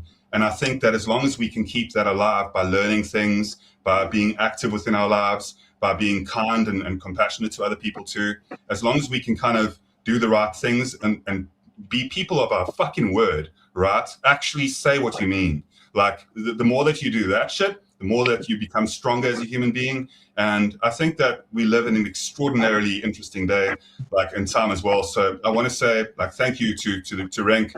I really appreciate the conversation as well. And yeah, Bob over there, Bob, 100% always be honest. And that's why Bob will see me on different channels in different settings as well sometimes with different people. And Bob will tell you and affirm exactly what I'm saying. The same shit talking about. I'm sorry. What I've been talking about forever. I don't know. Hey, good to see you, Guardian. Nice to meet you, Rank. Oh, Shad, what's up? Good evening. What's up, Bob? Yep, sorry I had you back there for too long. That's all right. Hey, thank you, Guardian. Guardian, I know you got to run, man. Always a pleasure, bro. Hang out and speak as much as you like. I love listening to Guardian speak. By the way, Guardian go. No, he's still here. He's just kind of doing his thing. So I had to say hello to Bob first before I left. I am on my way out because it's 8:45 on a Monday morning here, and my wife needs me to just assist her as well for a bit. Because make sure you make her laugh today, mate. All right. Yeah. I will catch up with all of you very soon, though. Good to see you, Bob. You too. Thanks, Guardian. All right, brother. God bless. Go on, Guardian. Take care. I'm going to pick on Guardian right quick. And now, folks, you'll have wisdom from Vin Diesel, Dominic Toretto. Can someone throw up his link, please, so I can subscribe to Guardian? Because I'm absolutely. I'm technologically retarded, so I don't know how to do it. And by the way, Rip Me 6616 is Australian as well. We know Rip. Yeah, Guardian's working on his plot of land to build a food forest. Oh, yeah, I'm very interested in that. I've always wanted to do that. Yeah. Hey, Mad Chad, Do you want to hear something stupid? How I made my missus laugh the other day. So we got a Chihuahua, right? I got two Yes. cattle dogs. I don't know why we got a Chihuahua. I got two cattle dogs. I'm We surprised got the Chihuahua. they haven't eaten him, right? So I've gone through the drawers and I found a nail polish and I pinned him down and I painted his nails purple. Wow. Why? Yeah, right. And I had to hold him still and I'm blowing on his nails going make sure they dried and everything. And then I was waiting to see how long before she noticed. So she came home and she's like, "Where's my little baby? Oh, where's my little baby? Oh, where's my little Chihuahua?" And I'm like, "She hasn't noticed." I'm like, "Fuck! Should I start dropping hints or what?" She ended up noticing. She's like, "What the?" What the fuck? There you go. There you go. Yeah. Chuck, I dropped it. So Thank you, I had a little Chuck. Chihuahua running around with purple fucking claws. Oh, okay, sweet. All right. It's gardening. He makes it so hard to say. Cha-cha, appreciate you. Thank you. Gardening. There we go. I'll trill the R's and shit. All right, notifications on. Oh my god, he's a fit prick. Yeah, yes.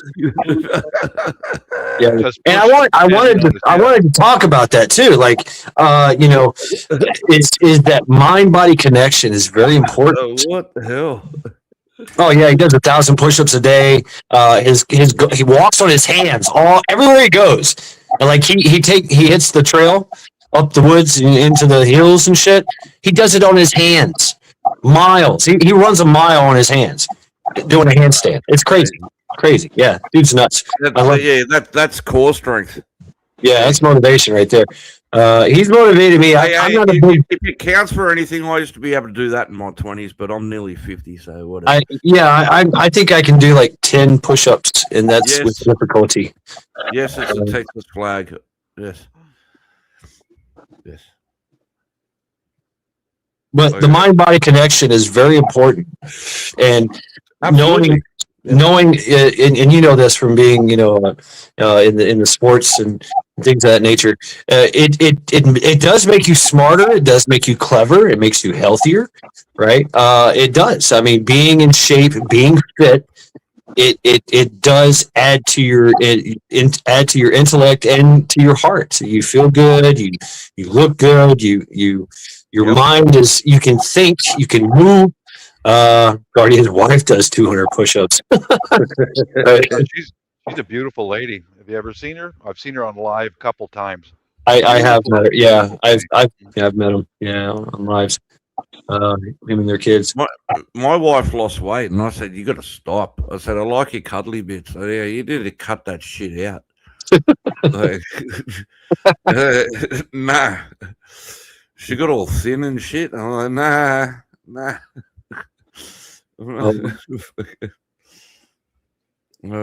Oh. Nah, I miss being young. I don't really give a shit anymore. All right. Well, Bob, how are you doing? Yeah. Not What's bad. going on? Yeah. Not bad. Yeah. Yeah, I miss being young. I'm over 60. So yeah. Well, as tired as you feel right now in the morning, double that every day when you get over 60. Ooh, I wouldn't have picked you for a day over 35. I'm 62. I was going to say 49, but hey, that's when I started doing the push-ups. Is first thing in the morning. Like I roll out of bed into a push-up position and start doing push-ups.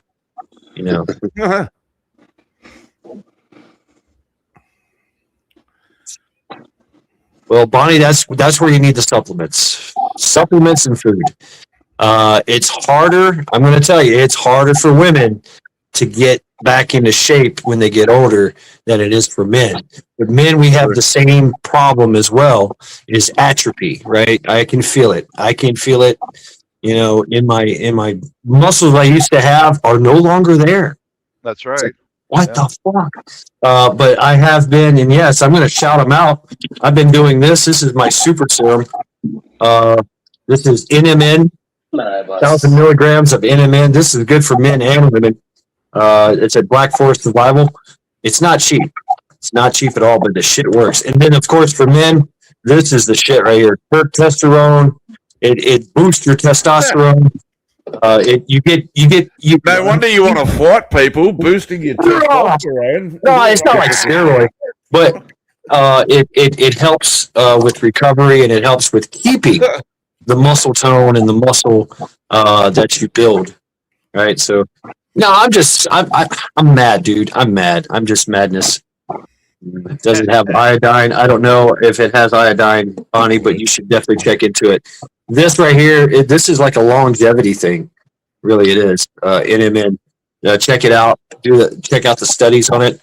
But Black Force Supplements is probably the best company out there pumping this stuff. I've been on it for years. Right. Hey, Bonnie, Google G6PD. It's a blood deficiency. If I even smell broad beans cooking, it'll kill me. It's a blood deficiency. Yeah. But yeah, let's see. Yeah. Let's see if I can do this. Nope, I can't. Let's see.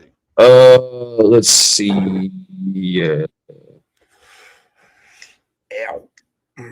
So I can't take a lot of painkillers, all kinds of crap. Yeah. What is it? I can't. I can't. I want to know what's in it. I can't see it properly. I know. I can't. And I tell you what. Somebody turn off their camera.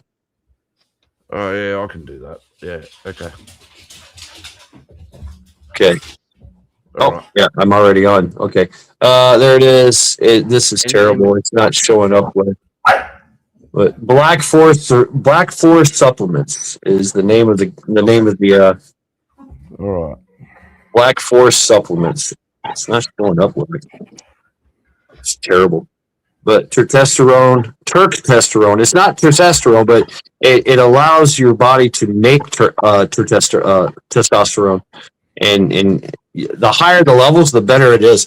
This stuff right here, this is good for men and women. NMN, 1,000 milligrams. They also make a longevity coffee, but this will give you 10 years. No shit. This will give you 10 years. Huh. And you'll feel better. You'll have better recovery. You won't have all these sore muscles and shit. So yeah, Black Force Survival. It's not showing up right. It's not. I got Too it, much brother. glare. Is it glaring? Okay. Yeah. No, The compound found in every cell of your body. NAD is involved in important cellular process, energy metabolism, DNA repair. Ooh. Yeah. DNA repair and regulation of oh Jesus Christ! I've got to read metrodereal. Oh my God! All these big words. Functioning. Thank you, Brent. Thank you for taking this on. Mitochondria are commonly referred to as the powerhouses of cells, as they are responsible for converting food into energy. Yeah. All right. NMN appears in small amounts in various food sources, both animal and plant, which includes broccoli, avocados. Oh, I love avocados. And cucumbers. Cigarettes. Administered. Oh, so it's pretty much vitamin K. You're getting your greens. Yeah. But it's hard to get.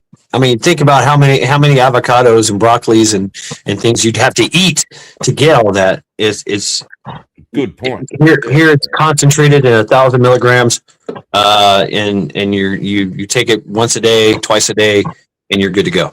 You know what I'm saying? There you go. Cha just put up the link. Yeah, well, the benefits, you got DNA repair, reduces muscle inflammation, greater resistance to stress. There's a lot of benefits. They're still finding out more things about it. Your eyesight improves, it grows hair, nails. The NMN. Now the men, now chat is going crazy, big dick pills, girth. Yes. The Turk testosterone for men, your female partner will love it. Your man will stand up. I used to say it gives me, my balls are perky again. It makes my balls perky. It increases your your sperm count, which lowers at a certain age, right? So you got more ammo in your gun, right? You got more gunpowder in your cannon. Yeah.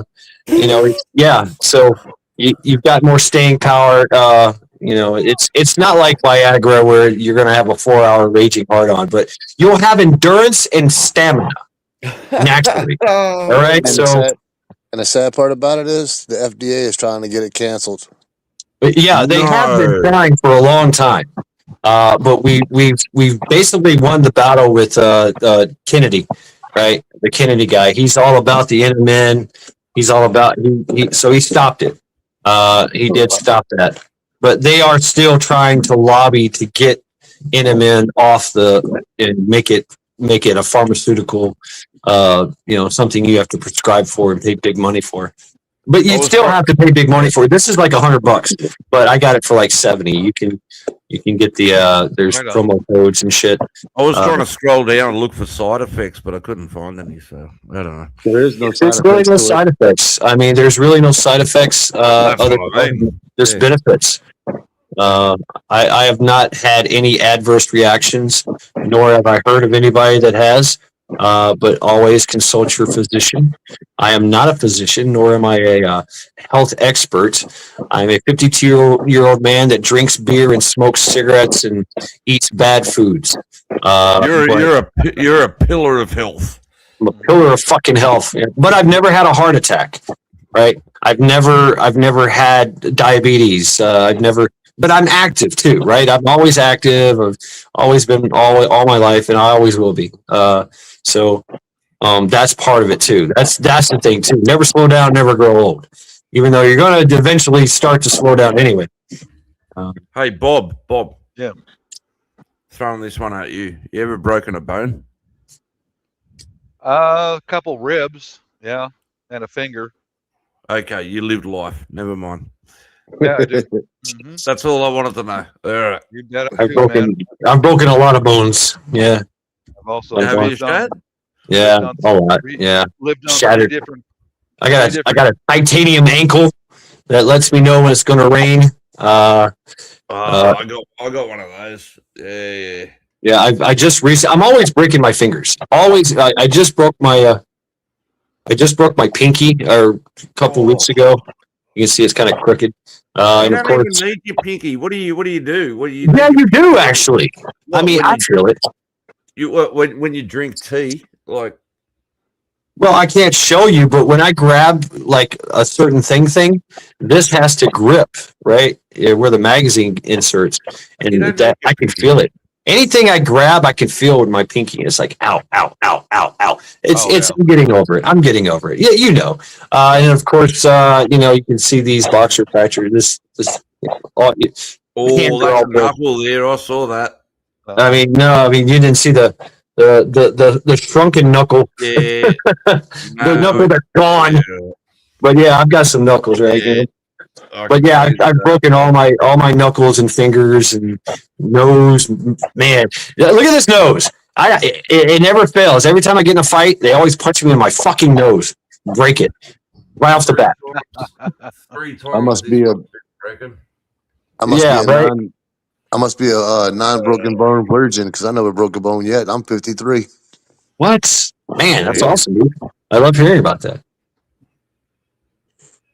Ribs. Oh man, I've broken my ribs. I believe in living life, man. 420, I got damn. a good life. I live it to the fullest. I really do.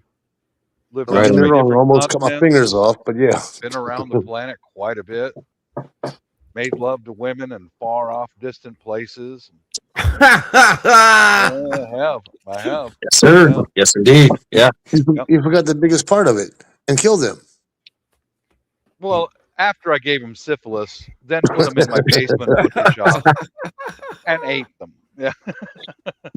If you're going to say the Full Metal Jacket, you got to say it all the way through. That was my goal when I joined the Marine Corps, was to drink different kinds of beer and fuck different kinds of women and see Oh, the I world. did that. Oh, yeah. Before the I Air Force accomplished and my goal. after. Before the Oh Air Force mate, and after. I had to go rewatch it last night. Shad. I tried telling my wife about the story, And I was like, nah, you've got to watch it. So I put it on the big screen out there, and I had to rewatch it about Tripod. Tripod. Yeah. Tripod. Mate, that shit was Oh my funny God. as hell, man. Tripod. I mean, and can you imagine? I mean, we're watching this play out as Marines, watching her go through people that we know, Marines that we know from the ship. Oh, you didn't hear about this, did you, Bob? What's the tripod? What's that Tripod. Tripod. So in Australia, which is an amazing place, I love Australia. We started out in Townsville, Australia, which is a army town actually, and military base, the largest military base in Australia. Yeah. And so we were training. It was Kangaroo 95. You can look it up. It's like a joint training thing with the Australian Army, and they invited the United States Marine Corps Infantry, right? Hoorah! And well, we show up on a ship at port. The women flock to the port and wait for the unsuspecting Marines to come off with their fat paychecks and hard dicks. Oh boy! And boom, Oh boy! and well, there was this very beautiful woman, blonde, very nice boobs, but she only had one leg and she was on crutches, so we called her Tripod. Tripod. Okay. Yeah, All right, Tripod. get it. And it was cut off at the knee, like she had a nub, right? Like she had a nub, and we knew the guy. He wasn't even in our company, or in my platoon. He was in a different company, I think. But we knew him, and so he hooked up with her, and he's like, getting up, hanging out, and they're making out on the wall, at some bar, and he starts talking shit, trying to get more out of her. I don't know, getting kind of rough with her, I guess.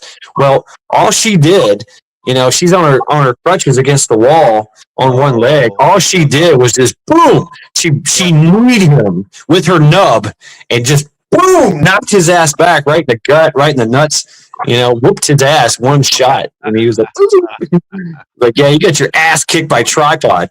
And then he left, and then boom, she locks onto another guy, and drains him of all his funds and vital essence. I get it. Yeah. Yeah, Tripod. She gave him the nubby. Yep, she gave him the nub. But they said she was very flexible. I didn't. I wasn't able to. Sometimes you got to trust a guy when he says that. Yeah. Mm-hmm. Yeah.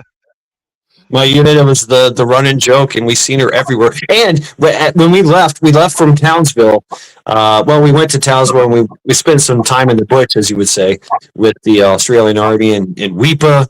And then we did our training operations there. Lots of stories there. I did Crocodile Watch, but drank with the Australians and ate crab. I mean, it was great times. Got eaten up by mosquitoes. But then we left and got back on the ship and went to Cairns, Australia, which is like a big tourist area. And she was there at the port waiting. Yeah. She had the goddamn shipping schedule. Yeah, they did. They knew exactly where the fuck we were going. That's what I said. Okay, so much for covert operations. She knew exactly where the boat was fucking going. How the fuck? I've heard stories about that, like in the Philippines. When I didn't go to Subic Bay, I haven't been there, but some of the Caribbean sailors that I knew said that the local hookers knew the shipping lanes better than anybody else on the island. Because they did the same thing. As soon as a carrier pulled in, a destroyer, whatever it was, they're lined up and ready to go. Same situation, waiting for that money and a stiffy. I'm not even surprised. Not even surprised. Yeah, top secret mission. Bullshit. They already know we're coming. Right. Right.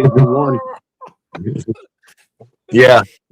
Yeah, it's like they called the captain themselves and say, "Hey, what time you rolling in the port?"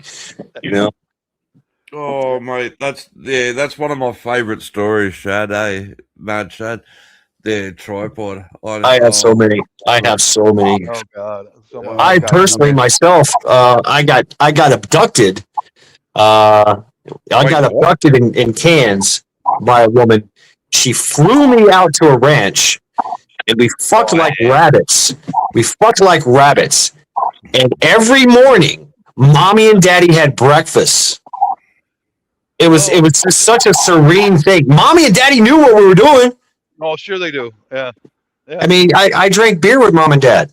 You know, dad was cool. Dad was a rancher, and he's like, yeah, whatever, mate. You know, no worries, no worries. Y'all have fun, right? You know, we had sex in the field with the horses, and it was crazy, man. God, Oh my god!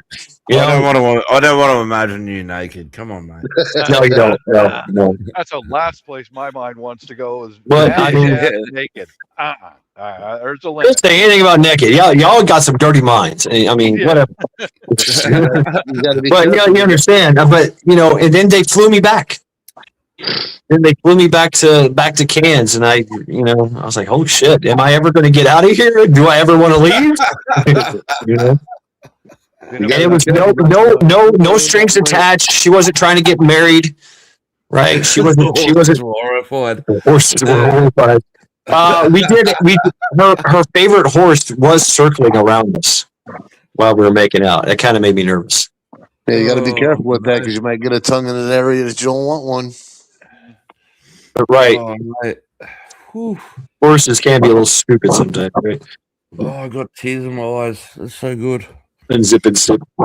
Oh, Oh yeah. But I mean, I met an amazing woman.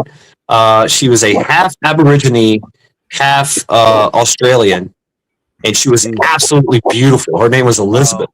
I tried to get her. I tried to nail her. I almost got her, and she was a bit of a player. You know what I'm saying? She was a bit of a player. She knew how to work the Marines, but she settled in with this guy from Mississippi named Talbert. Hey, Talbert, like this. By God, how y'all do? And he was just the loudest, most redneck person in the world that you ever met in your life. And he was skinny motherfucker, but he had a big old fucking dick. Like he had a horse dick. So that's what he got. That's how he got Oklahoma. And so they actually he took her out of Australia back to America. There's a whole big story about that. no, we didn't. Yeah, How did he do that? Yeah, they're traveling the world together because he found we were in Okinawa. We were stationed in Okinawa when we went to Australia, and he tripped over a Gunto Mount samurai sword in the back of the barracks. We were going to the NCO club, and he tripped over it. We dug it out of the ground. He shipped it home, and then he found out what kind of sword it was, and found out the family was an old sword, old fucking samurai sword that they'd given to their son to go off to war in. He died in Okinawa, of course, left the sword, and the family. And so the family said, "Hey, you never have to have a need in your life. Whatever you want, whatever you need, it will be donated to you. We can't give it to you, but we can donate it to you." Right? And him and that Aborigine girl, Elizabeth, toured the fucking world, man. I mean, Just throw a name out there, yeah. Shout out to Elizabeth, yeah. yeah, Elizabeth and Talbert. If you're still out there, man, skull to you. It's a great story. One of the greatest stories I have from Australia. Fucking So- wow. Well, no passport, nothing. She just went, whoop. I mean, I don't know. I don't know about all that. I don't know that, but she was beautiful. She had a great personality. I tried to get her. I tried to hit it. Right. So I was trying. Talbert was a little faster. He got right in there, Shad, and left you in the dust. I mean, I turned my back and they were talking, and that was it. Boom. Gone. All right, so you went to Townsville, right? Okay. Yep. Did you hear about the Americans when they came here and World War II? You guys had mascots, and they had a Black Panther. Okay. Have you heard if anybody wants to hit Google, anybody in chat, go nuts. Go down that rabbit hole, right? Now, the Americans came over here to Australia. The Americans. Oh, my brothers in arms across the Pacific. okay, brought over a black panther, Mhm. and then they were not allowed to take it back, and they were like, we'll just let it loose. Oh, Oh, shit. Not Yeah, good. yeah. And there's still been sightings of it. They reckon it's bred with wild cats and everything. Damn. Up in the mountains, we've got panthers because American soldiers back in the day left the wild cat here in Australia. Damn, man. Wow. Yeah.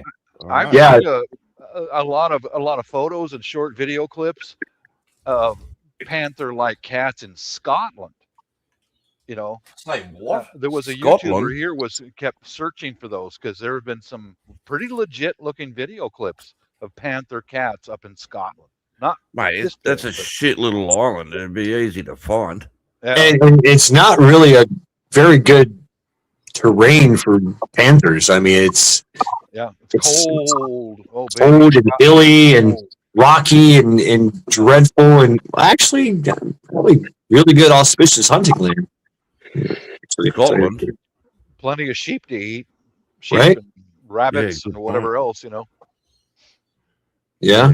Yeah. Scotland's crazy. very much like Canada. I don't think they're starving here because you got kangaroos and you got wombats and Wallabies, Everything. wallabies. Yeah. fucking desert lizards. Yeah, I never had it, but I remember there was some kind of desert lizard that tastes like cheesecake or something in Australia. I don't remember, but maybe it was Australian Army fucking with me. But Probably. Huh. yeah, yeah. Oh, Mate, so- I remember some of my boys had to train some of you guys, and they were like, oh, why'd you join the military? And they were like, oh, well, it was either this or jail. right? I'm like, what? That's not even an option? Like, Yeah, I mean, you know, and then we had to train them how to abseil, and it was only off like a 1-story building because none of them knew how to abseil. Like, oh, these cunts. upsell. Abseil, like traverse. The abseiling. Rappel? Repel, yeah. Oh, Abseil. yeah. repel. Repel. Yeah. And of Repel. course, y'all are famous for the Aussie rappel, right? Where you rappel upside down because you're from the land of down under. And Be right back. Yeah. let's just go Yeah. head first into the ground. All right, Bob. Right. Yeah. so- head first is faster if you know how to do it. But yeah. yeah, I guess. I mean, I know how to rappel. I would scare the shit out of them. I Not would. the guys from prison. Jesus. God. Yeah. There's a few people I knew that they had that option of, join the Marine Corps or go to prison, just right. But most of us were there because we heard the calling and, it was a patriotic thing to do, right? And you're young, you want to go see the world. You want to do all these things, have the adventure and lose yourself to find yourself kind of thing. Bob. It should still be an option here in Australia. It should be an option. Like, Oh yeah, right. It probably is Yeah. though. It probably is. I don't think it is here. Yeah, Really? sadly. Yeah. I haven't looked into it to be honest, but I don't think it's an option. Yeah. Oh yeah, if I was in the Air Force and if you said the judge sent me, join the Air Force would not take someone like that. Period. And Right. if you had anything physically wrong with you, mentally wrong with you, or a criminal record, get out. We don't want you. Yeah. Or you're a Marine. Yeah. Yeah. So Bob's just sitting there in his recliner, sipping his lattes and everything. Oh, Wait yeah. until they give him a plane or he's got hot showers every day. Great food, co-ed Co-ed. barracks. Oh yeah, the co-ed barracks. Yeah, oh yeah, those were some good times. Oh Yep. yeah. Damn it, man. Well, the thing is, though, is man. that what a lot of people don't realize is that we got a hell of a lot of airplanes and not many people to keep them maintained and repaired. So most of the time, you're spending your years in a hangar fixing broke dick airplanes or launch real. recovering. You know, seriously. Yes. Or doing the whole shipping receiving portion of it. I knew people that did that. You know, The Like that was logistics, the yeah, the logistics logistics. that the Air Force can provide is staggering, man. Yeah, I mean, astounding. those guys are good. They were down at the other end of the airfield from me, and I dated a gal who worked there for a little while and stopped in and visited. And man, they you know those big aircraft pallets, those guys were assholes and elbows when a pallet needs to be built up. Man, they got that shit wound up and taped and strapped down, and out you go. And here comes the next one, and they're just loading shit like you Boom, wouldn't boom, boom. believe. Yeah, Yeah, they had a system down, and these guys Yep. were good. You know, forklifts going. You know, running all over the place. You know, Yep. they're tying the tie downs that they would do. I mean, I learned some of that shit fucking around on the boats. I would get stuck on a working party. Oh, you yeah. know, like, hey, this is how you tie down, and man, they were moving. Mhm. You know, they were just moving, and that Yeah, was the Navy. I had a live a couple hours ago on my channel, and I was explaining to one guy who never served, and I mean, some of the crazy shit we had to do in the Air Force was, you know, they'd load us up in trucks and shovels and empty sandbags, and they take us out in the desert and fill up sandbags and bring them back to the base and set them all up and around doorways and bunkers and all that. That was the beginning of an exercise. And then they had put your mop suits on, and you got to go out in the desert with that shit on. And anyway, and you knew that was the end of the exercise because they'd give us shovels and put us in trucks and take us out in the desert, empty out all those sandbags, fold them up just right, put them on an aircraft pallet, strap it all down, and put it back in the mobility room. That's when you know the exercise is over. And a couple months later, guess what?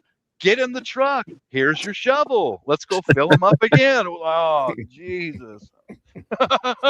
When you're Good younger, good times. when you only got maybe one stripe or whatever, yeah, you're the new guy. Get in the barrel. It's your turn, you know? Oh yeah, the working parties. Yes, sir. Mm-hmm. Yep. I got stuck on ship doing laundry detail on a working party because I had pissed off my NCOs and all that. And I was there. I was in this laundry room. It was like 150 degrees, you know. But I while I was there, they had like all this old press stuff, you know, press machinery. You know, and I was like, hey, does this stuff work? Y'all never use it. He's like, no, we don't use it. I was like, you mind if I use it? No, not at all. I started pressing camis, you know, pressing uniforms and starching uniforms. I started making money. I was like, yeah, I was gonna say, yeah, right. I started making money, and out of nowhere, the fucking chief, the petty officer, whatever the fuck, he comes around, big fat guy. He's like, hey, what are you doing? You're not supposed to do that. I was like, shut up. Here's your money. Okay, bye. And that always works.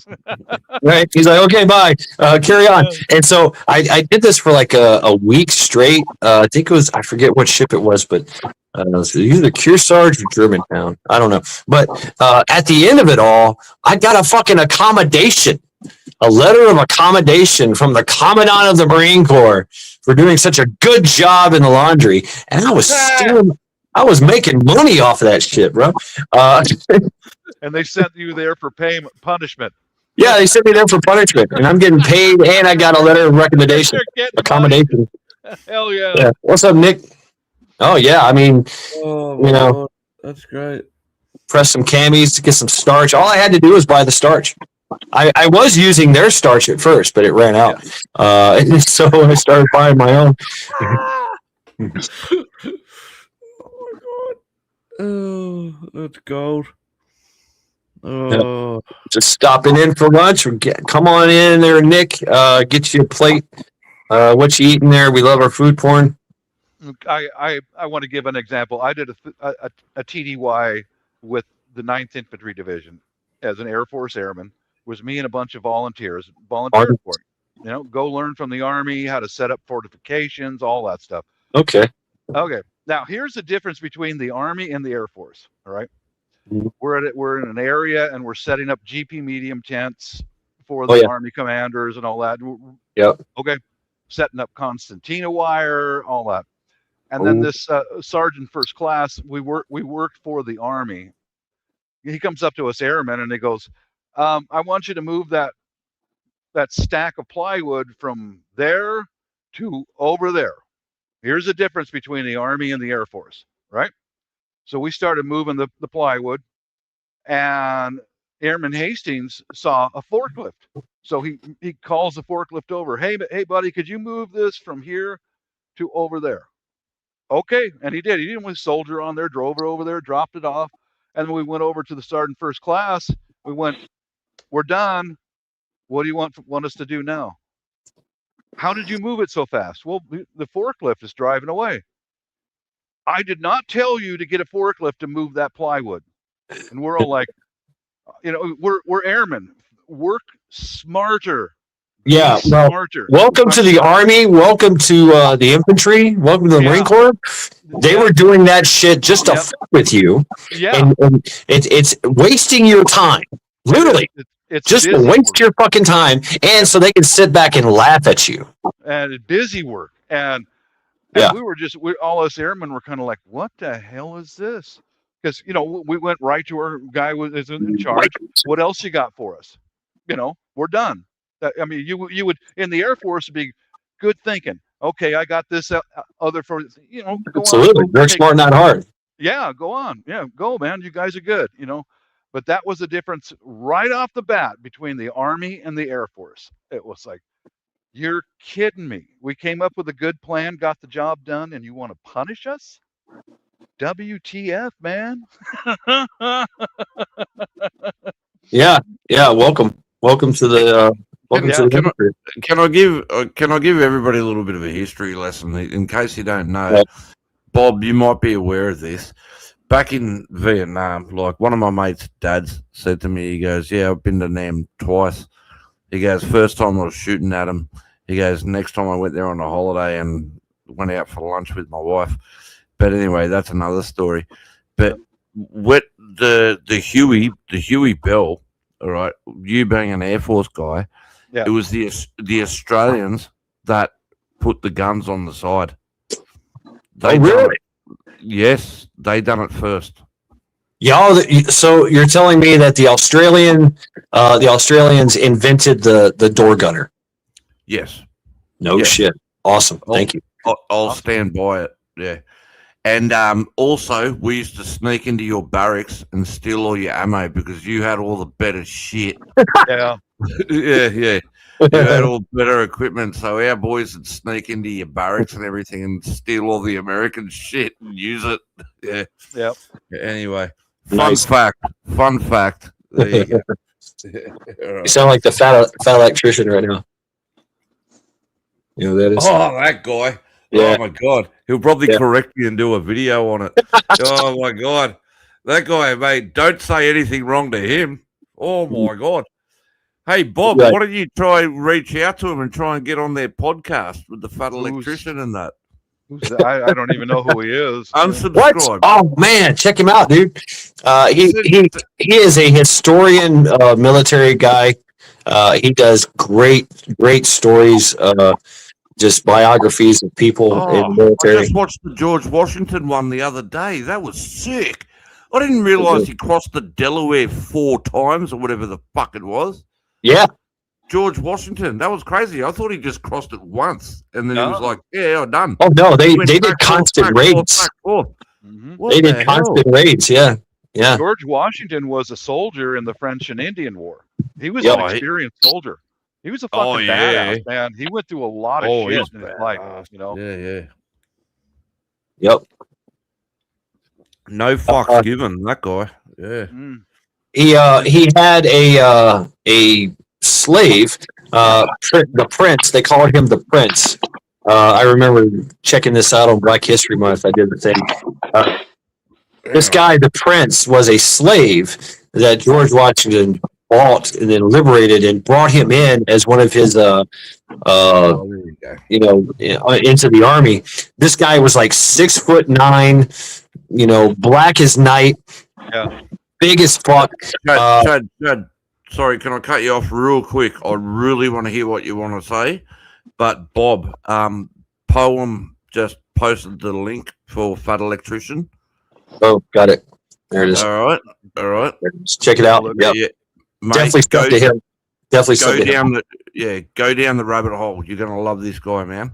Yeah, Fat Electrician. Yeah. And he's military. He was Army. Yeah. I think. He was a combat medic. Okay. Yeah. Yep. Those guys have got some huevos, man. A medic, that's the job. Yeah. Oh. Mate, this could be your up and up. You get on the channel, you go live with them. Hey, you never know. Or you give him a story about somebody and he runs with it. Sorry, Shad, I still want to hear the end of your story. Sorry, thank you, whoever posted the poem. What story? Thanks for the link. I subbed you were talking. What story? What was I talking about? George Washington's the black guy and the Continental Army, 6'9". Yeah, he was so big, and that he made him a special sword. He was so like they had saber type swords, right? Like the Mamluk sword style, or Hungarian sword, but they made him like a massive 2-handed sword to carry into battle. And so what they would do, and this is what they did in the Delaware crossings, is they would go across, they would raid, take British prisoners, and take them back, and to interrogate them, they would pull out the prince. The prince would walk in the room and go, "This guy's going to rape you if you don't tell us what you're going to, what we want to know." And the British were like, big black dick. Okay, I tell you whatever and the prince was insulted by it. They called him the prince because he claimed that he was royalty and that he got sold into slavery. We really don't know where or what or who he was. Really, they just call him the prince. But he did eventually. He had an illustrious career with George Washington, and he retired. I think he retired in New Hampshire, and that whole stroke. He had a piece of land. He was a free man. He had a farm. He's also well known in that town for punching somebody's horse down, like "fuck you," because racism still kind of existed, and he was retired, right? He had a pension. He was a war hero, right? And this guy would come by and park his horse in front of his house on the road and refuse to move. And the prince would come out respectfully, "Hey, move your horse, man, please." And the dude was like, "Fuck you," N-word. And he's like, "Okay." Bam! And knocked out the horse, knocked the horse down, knocked the man down, and the horse first, and then you're next. Right. So my mate back in the day, like 25 years ago or whatever the fuck it was, I don't care. Years ago, he goes, "We're at the stables." I'm not going to indulge too much detail, but anyway, let's just say we're at the stables. And he goes, "You reckon I can knock this horse out?" And I went, "No, mate." And he goes, "What's this?" And he went to punch a horse in the head, and he broke all the bones in his head. Yeah, don't punch a horse. Their jawbone is like gigantic. Yeah, he broke all the bones in his hand, and the horse just went. Shook they kick themselves in the face all the time. That's how they fight. They kick themselves in the face, and then they nudge you. They use their head as a weapon, so you're not going to. They do. Right. Horse couldn't give a shit. I've seen two stallions fighting over a mare, and they clap their heads together like that. Like, boom! I know Cha-Cha. I'm sorry. Right, Yeah, Cha-Cha, the horse girl. Cha-Cha has a soft spot for horses, but Cha-Cha, let's just say, he's an idiot, and he's not my friend anymore. So, right. But I know that horse probably remembered him and probably kicked his ass. I'll be right back, guys. I'm gonna go get a coffee. Just a sec. Okay, everybody, be advised. We're gonna have to pause the live stream because Bob will be right back. Yeah, we're gonna put on elevator music and shit. I know it's Jeopardy music, but that's okay. And it's the doo-doo song. Hey, Boom, you're in there, man. I absolutely love horses. They were the first thing I learned how to draw. Oh, really? That's cool. Yeah, I love horses. See, Oh, Cha-Cha like, hang knock him out. Hang on, Yeah. I need a blank page. Hey, Shad. All right, Yeah. yeah. All right, Hey, I got it. blank page. All right, All right, KP, go ahead. blank page. I'm got an doing update on our this little Cha-Cha. marine. I'm gonna draw a horse. Pen. Okay. KP, please, go ahead. All right. I got an update on our little marine. He got his certification in avionics. He's going to be coming back to Florida, NSA, sometime this year for some more training, then back to Okinawa. Wow, really? Yep. Really? That's badass, dude. Yep. He wanted infantry, but they said he's too smart for infantry.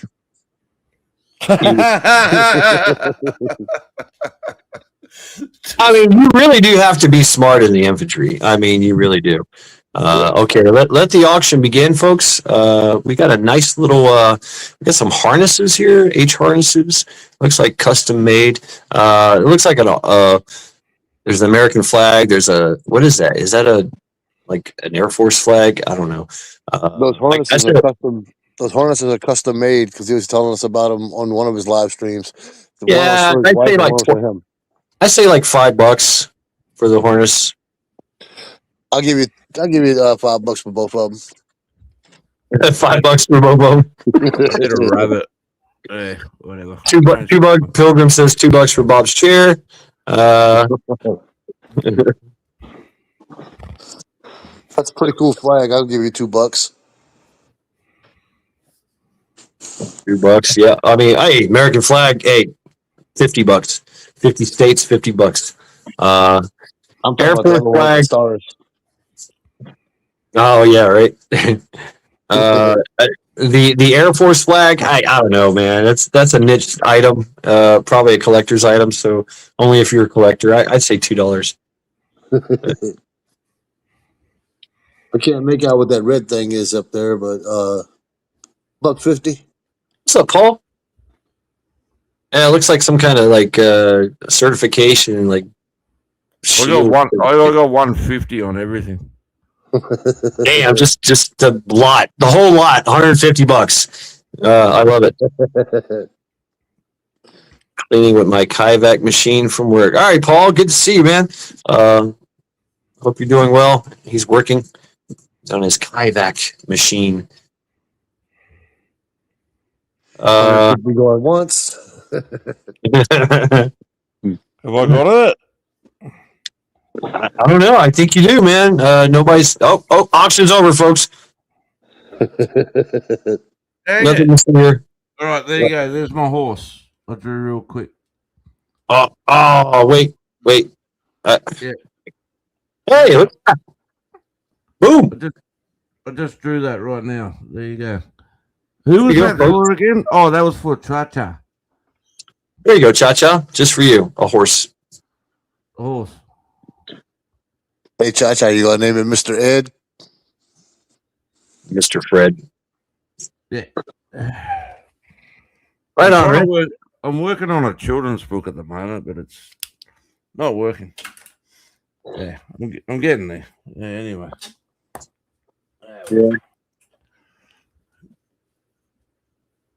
Yeah, I've been trying to draw, trying to write 3 books for the past 15 years now. It's failing miserably. Yeah. Just keep writing and see where your imagination goes. Imagination. My book is kind of my YouTube channel. It's kind of like a daily events and world travel and gardening and machining and making shit. That's kind of my book, you know. Awesome. I do better with I could do like an audio book, and I do have some things in the archives where I tell, it's like an audiobook thing, like the saga of Bruce Lee, which I'm going to do another one. I'm going to do another episode of the saga of Bruce Lee. But basically Bruce Lee goes to Valhalla. Yeah. Wait, what? Yeah. Bruce Lee Yeah. goes to Valhalla. Yeah, it's fucking epic. You have to look it up in my archives, but yeah, Okay. it's pretty cool. Sure. Hey, Match, Yeah. Yeah, maybe I'll try doing some haikus. some haikus. A haiku. Okay, so a haiku is a Japanese poem. So a Japanese, like, the water runs off the mountain, the wind blows through the Japanese blossoms, the cherry blossoms. That's a haiku. Yeah. That's it. There you go. There's your haiku. And there's no structure to it. That's the beauty of the Japanese language, of the haiku. It and you'll see like where they'll use, especially in their calligraphy. You might have seen it too, Bob, where they use one calligraphy that means something else, but in the context it means what they want to say. You said 1 3 times, so that's 3. Right, so they'll use like the calligraphy for 1, but it actually means 3 because I said it 3 times. Boom! See how smart that is. I grew up with a whole bunch of Japanese Americans, and I've been to Japan several times. They are different than Yeah. the rest of the Asians. They are yes. they are their own people. But Oh, yes. they are different than Yep. all the rest of Asia. You know, yeah. And speaking of fights, they have like said no more immigration. We're done. I heard that. Mhm. Yep. No more immigration. Japan.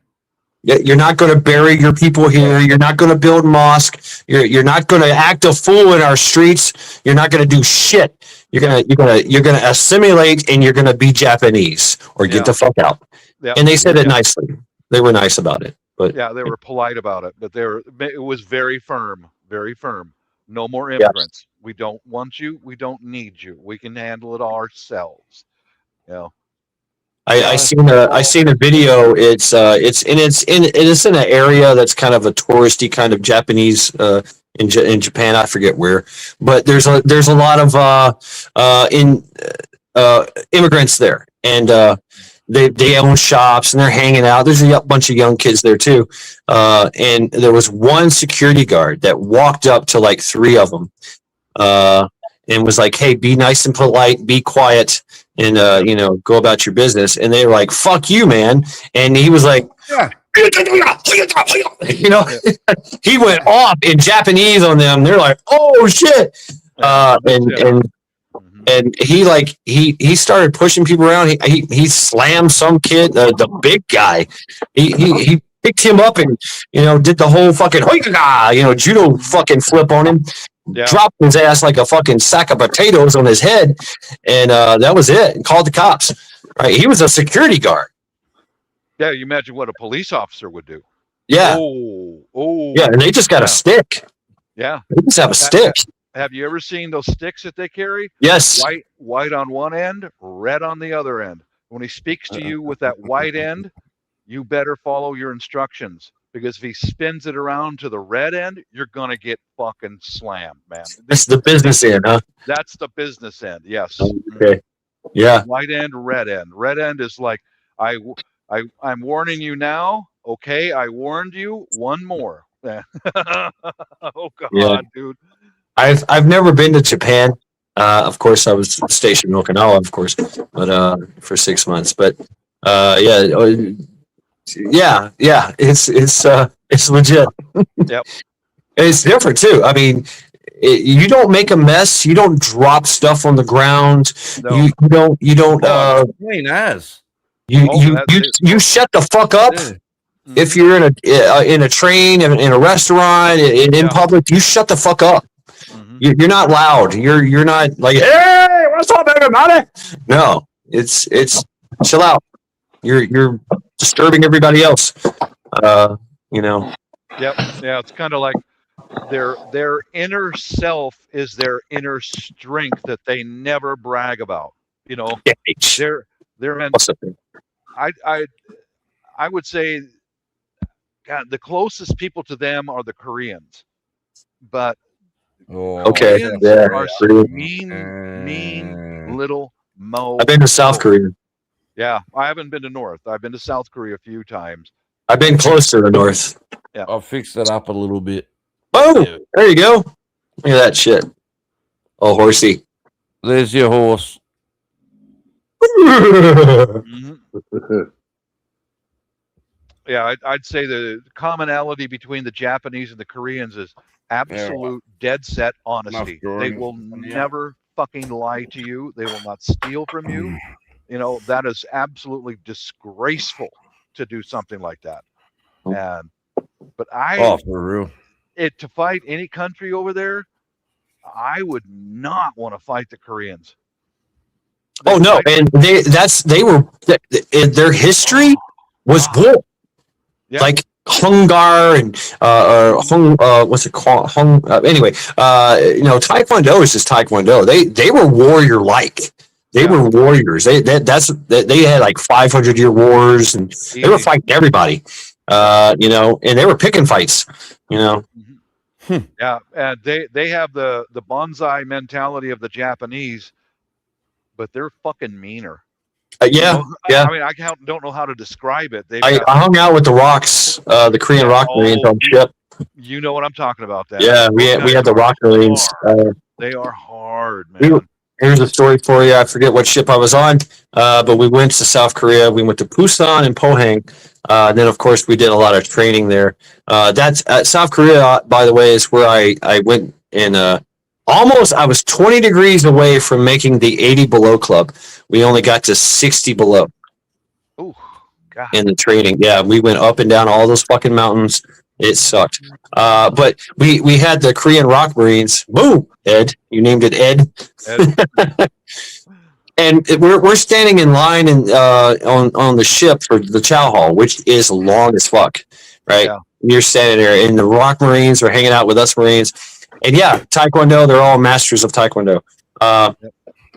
And behind me, me and my boy were just hanging out. And there was a staff sergeant in the Rock Marines. And we're talking to him like, "Hey, how's it going? What's your people like? What's your?" Yeah.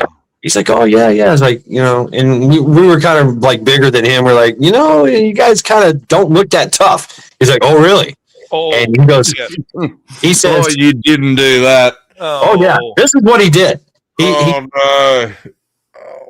He said, he says, "Oh, you want to see tough?" And he goes, and then somewhere in the back, a boot goes and comes running up to him and goes, "Hey!"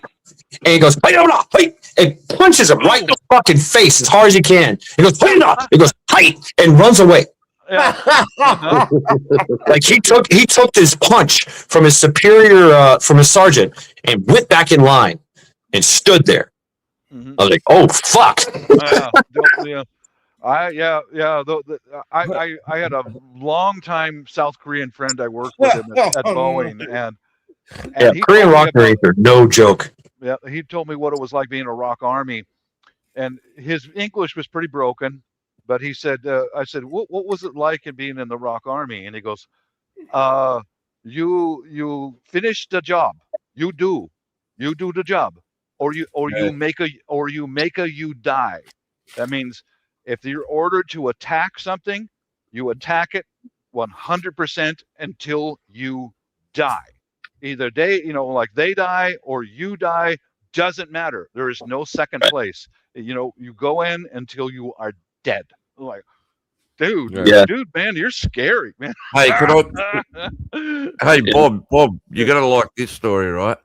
I don't want to go into the details of how my guns got confiscated and everything, but one of my mates over in Korea, in South Korea, he's like, "Damn, I can't get a P90 holster." And when the cops confiscated my guns and everything, I'm like, "Yeah, you can take the guns, but you can't take the holsters. Fuck you."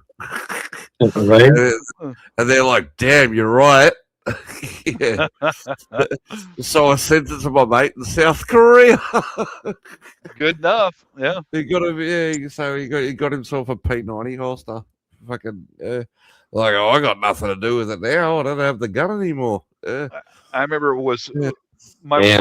my wife is Filipina. I've been married with her for 21 years. We've been together for 25 years. Okay, and we were walking down the street in downtown Davao City, her home city, and I stopped and I looked and I some side holsters and shooting equipment. I said, "Hon, let's go Yeah, talk to this guy." Right, and he was a tailor and a shoe repair in his little shop. Old guy, and shit, he would custom make anything right there on the spot, dude. I wanted a side holster for a 45 auto, but I tried to put it on and it was like Filipino size. So he just said something to his daughter. His daughter grabbed it and told her to make it American size. And she ran right upstairs. And 3 minutes later, she comes back. Try that, sir. The clip, I'll take it. Can I get your email and your phone number, Mr. Garcia? Oh, sure. And I had the most kick-ass side income from making custom shooting equipment from the guys at Boeing. Yeah, I had 2 shoulder holsters at once. Yeah, that's I great. sold a shit ton of those, dude. Oh man. I mean, I would send a blueprint to my wife who was living over there.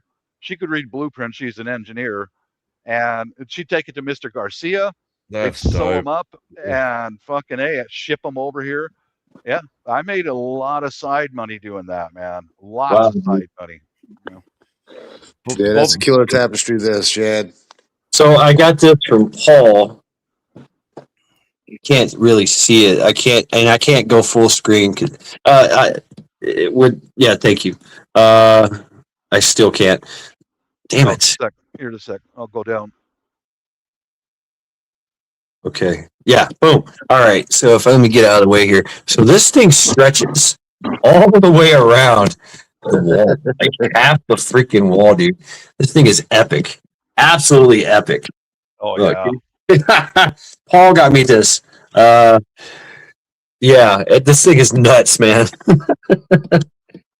Fucking badass. Thank That's you, a Paul. blanket, man. That's awesome. It's real thin. It's a real thin type of material. That's got shad written all over it. Yeah, Paul got me that. Thank you very much, Paul. Hey, Chad, what did you model for that tapestry?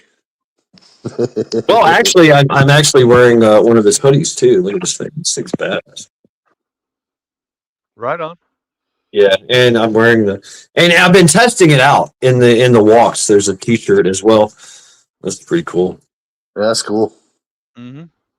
Yeah, so Paul got me that for Christmas. Thank you very much, Paul. Cleveland Visions. Thank you, brother. Look like he was trying to get ready for Mardi Gras with raising that hoodie up. Okay, yeah, don't be throwing beads at me. All right, y'all can come back up now with your cameras. Yeah. Yeah, the dragon shirt. This is a hoodie. This is a hoodie. Yeah, if you lift up your shirt, I'm not throwing any beads at you too, Shad. Yeah, I ain't. Yeah. That is one party I've never attended is Mardi Gras. I sure would like to go there. I never have either. Yeah. It's coming up soon. Mm. I don't know if I want to go now. I really don't. Why? I don't know.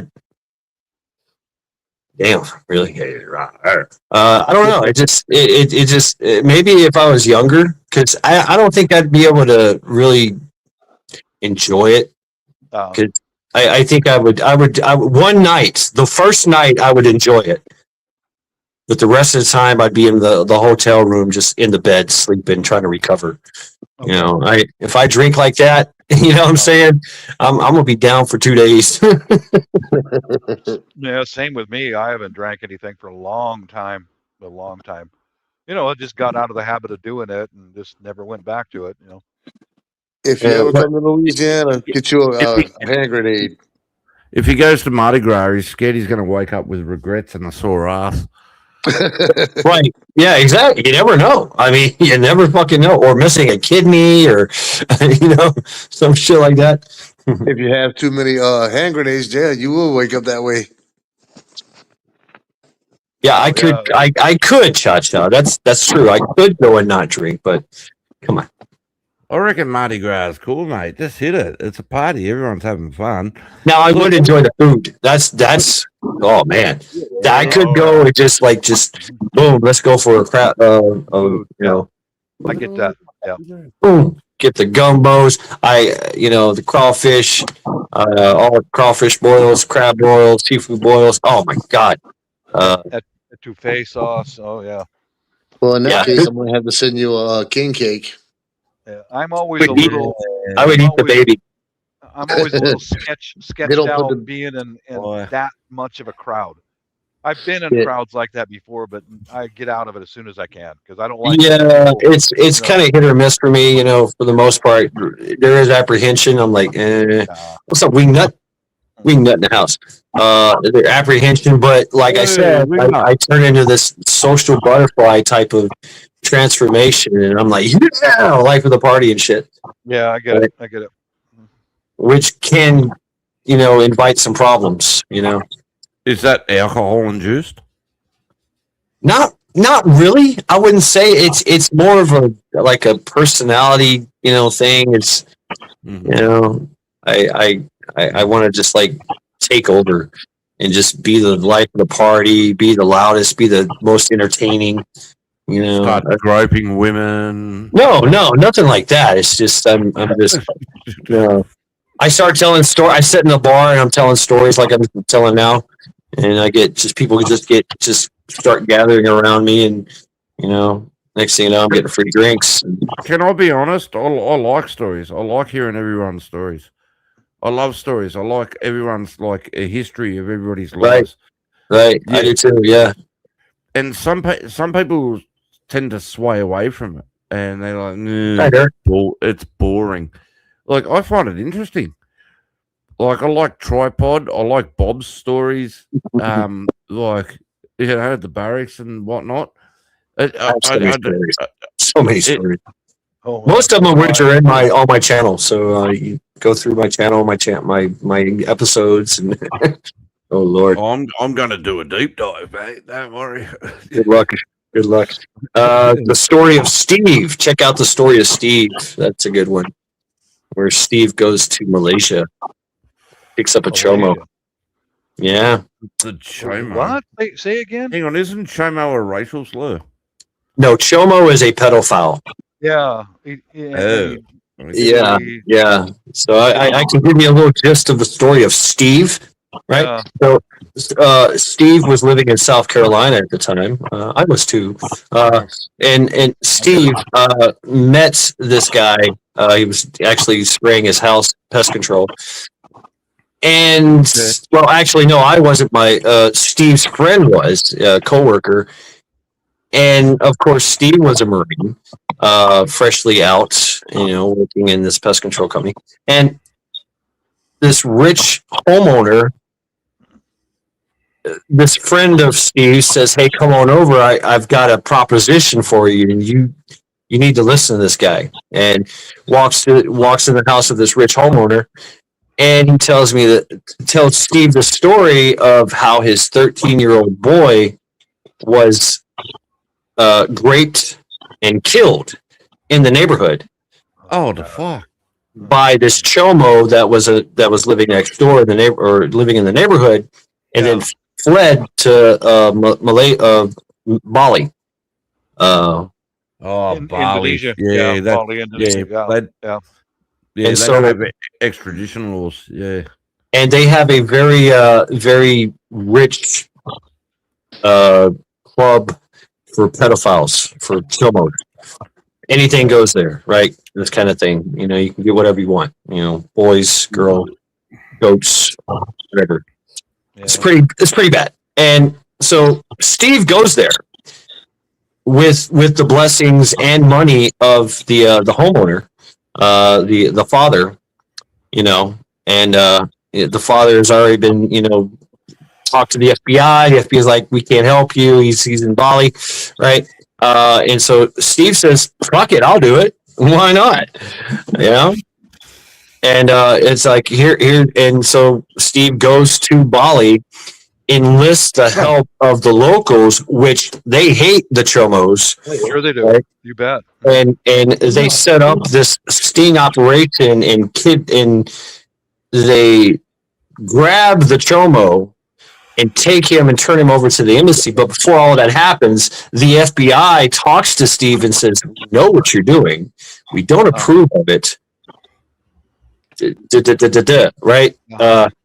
But the whole community gets involved, and it's a crazy story. It really is. A van is rented. Five or six guys show up in a van and grab this guy, fucking zip tie, snatch and grab, drop him off. They've already talked to the embassy, but the embassy's like, "Yeah, drop him off at this door at this time. Boom, we'll take care of it." Yeah. Yeah. And then Steve gets like $50,000. Right on. Plus expenses. And travel, and made some really cool friends in Bali, by the way. Yeah, the story of Steve. Boy. Yeah, Steve. I'll never travel to a country where I can't drink the tap water. Oh, I've gotten water sick. Yeah. Oh, shit, dude. Yeah. I'm bringing next time I go overseas. I've got some of those little aqua tabs for water and. What's up, Joe? Oh shit! I got water sick once over in Mindanao, and I was done for 4 days.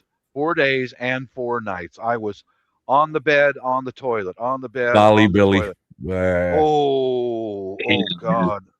Yeah. Luckily, Steve did not have any gastrointestinal issues at that time.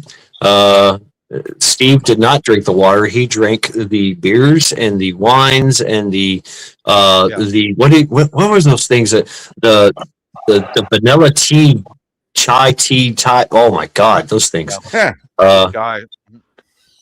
Great. I love those things and the food. And that's what Steve did is he basically rented a place that was like a bar, restaurant, hostel kind of thing, right? And the owner of the bar, restaurant, hostel was kind of tied into this. It wasn't a gang; it was a community watch kind, because community's strong, and it was a community family thing. And they're like, "We do not like what's going on over there because it keeps spilling over into our neighborhood. Right. Don't like it. We're going to help you out, but you got to prove yourself. Eat this hot thing." And Steve ate the hot things and showed his stoicism and won the hearts and minds of the Bali family, and they took down the Chomo that raped and killed a 13-year-old boy in South Carolina. How I got water sick over in Mindanao was it was at my house over there, and I had a Mr. Coffee, a brewer like we have here. And one morning I got up, turned on the tap, filled up, and made my brewed coffee early morning. And I went and got a cup, and I'm sitting on the front porch drinking my coffee, smoking cigarettes, and I went, "Oh shit! I drank that's out of the tap. It should be hot enough." And so I finished that cup. But you boiled it. What the hell? No, Mr. Coffee doesn't get it hot enough to boil. It doesn't put it on a hard rolling boil. Automatic trip, right? Yes. And oh God Almighty, I was so freaking sick, man. Oh God. Yeah, but I learned a travel tip. You take a bottle of water and set it in the sink, every sink in the house, to remind you, don't drink the tap water. But no. When we get over there and settle in, I'm gonna call a plumber to put in an inline water filter for the. You don't. Sorry, Bob, I don't mean to cut you off. The best water I had. The best water I had was when I was over in Chirac in Chicago, and mate, and I was there in the winter. Oh my God, that winter Chicago weather nearly killed my Australian ass. Right? Oh, it's brutal. I thought I was gonna die. Eh? Yep. I upgraded my mittens like 5 times. Because I was giving my old mittens to homeless people and go and buy new ones, and I'm like, no, these aren't good enough. I give them to another homeless person, go buy another pair of mittens. But the tap water in Michigan from Michigan Lake, man, that was fresh, clean, beautiful water. Absolutely. Yeah. Yeah, I'm in beautiful. Cleveland, Lake Erie. Wow. You know, How has no one bottled it yet? Michigan know. water. Oh I don't know. shit. I think they do. It's they do the bottled water that way. I know what you mean, Rick, about freezing. I did a winter at Chanute Air Force Base, about 50 miles south of Chicago. It's 28 degrees here. We just went for a Yeah. walk. Oh my Snow God! You know, everywhere. I'm from the Seattle area, and it's moderate here. And I thought I knew what winter was. Holy mother of God, man! Right. The coldest it got there was like 80 degrees below zero, with that because of the wind chill. The wind chill. Nothing stopped Oh, the yeah. fucking wind. It was For real. the air Coming off base the was river, in the mate. middle of a Yeah, yeah. cornfield The that lake. had Yeah. it was winter. There was no corn. There was nothing to stop that wind. Everything God freezes. Almighty! Oh Jesus! Yep. Every day, 40 below zero, 30 below zero, and it was, Wow. get me the hell out of here, man. I was not prepared for that shit, eh? But Yeah. at least I could drink the water, and it was Yeah. beautiful. Yeah, yeah, the water. my it rule was of so thumb- clear, and beautiful. And I asked my mate, I'm like, "How aren't you in his house?" I'm like, "How aren't your pipes freezing up?" And he's like, "Nah, I just keep running them all the time and everything, like, so they don't freeze up." And I'm like, "You're kidding, aren't you?" That's what we had to Right. do in the barracks. We'd have to turn a water faucet on just to barely run to keep it all from freezing up. Yes, yes, I mean, yes. One of the I airmen mean, I was here there's that's the thing about the infrastructure here in like Cleveland and Chicago and all those northern states. Everything is embedded in the ground and the concrete and the sewer areas. So there's a constant 58 degrees down there. There's rarely anything exposed, because of code, exposed to the elements. They have to build it a certain way and all that. So, even the watershed is like, top notch. They figured out a way to clean the water before it even comes into the lakes and rivers. And this is coming from a place that, Rocky River, or Cuyahoga River, back in the 70s, it caught on fire. Like, oh shit. Yeah. Yeah. Look it up. I think it was a Rocky River, burning river. There was so much pollution going on that they were just dumping it in the river, and I guess some fisherman was like, "Boom, caught the river on fire." I remember one day it was got to get off the base for a short period of time. This was a training Air Force base, and me and two of my buddies walked into Rantoul, Illinois, tiny town right outside the gate. We ate at a little fast food restaurant, and they gave away a fucking Goofy doll, a stuffed Goofy doll. And one of the airmen goes, "Yeah, I want one of those." Whatever, dude. You fucking weirdo. From Jersey, you fucking weirdos. Hey, get it for his kid or something. Yeah. Now what he did with it is he goes, he grew up in a climate like that. He understood this shit. I didn't, He's soaking that fucking Goofy doll in the sink in his barracks room, got it soaking wet, and he opened up the window of the barracks and he stuck that Goofy doll, looked like he's climbing up the wall of the barracks, and it froze to the building instantly. Wow, yeah. Yeah, and for the rest of the winter, there's Goofy fucking climbing the wall. Wow. That's great. Oh, mate, that guy had a master plan. He knew what was going. He's like, I want that doll. I wish I had that guy's intellect. I remember I struggled in tech school, but he was one of those guys that just read over stuff once, throw it on the bed, done. Oh man, a memory like you wouldn't believe. And I'm struggling, but yeah, he wound up going to Okinawa, and I went to Las Vegas, Nevada after that. Yeah. Oh, actually, you're a flyboy. Mm-hmm. I went over the Grand Canyon. Have you seen that strip over there in Arizona where they used to? There's like a strip on top of the mountain where they practice for aircraft carriers landings and takeoff. I haven't. No, I haven't seen it. Oh, damn! I thought you might know about it. Well, that might be the Navy if it's carrier stuff. The Air Force doesn't do carriers. We do land. Oh, okay. All right. No, it's a thing. Yeah, there's like out there in Arizona. Yeah, I've seen that. Mhm. And it's just like this big rock structure, and it's got a runway on top of it. And they say if they fly off, they're not hitting water; they're going to hit dirt. Yeah, If you're they- done. Yeah. yeah, they're going to fuck up. Mhm. But yeah, like it's a practice landing strip right near the Grand Canyon. Yeah. Well, they did. Yeah. What was somebody on the side chat that said touch and goes? They did touch and goes at our Touch air and base. goes. Yes, Yeah. thank you, Pilgrim. Yeah. Yeah, they did that at our air base all the time.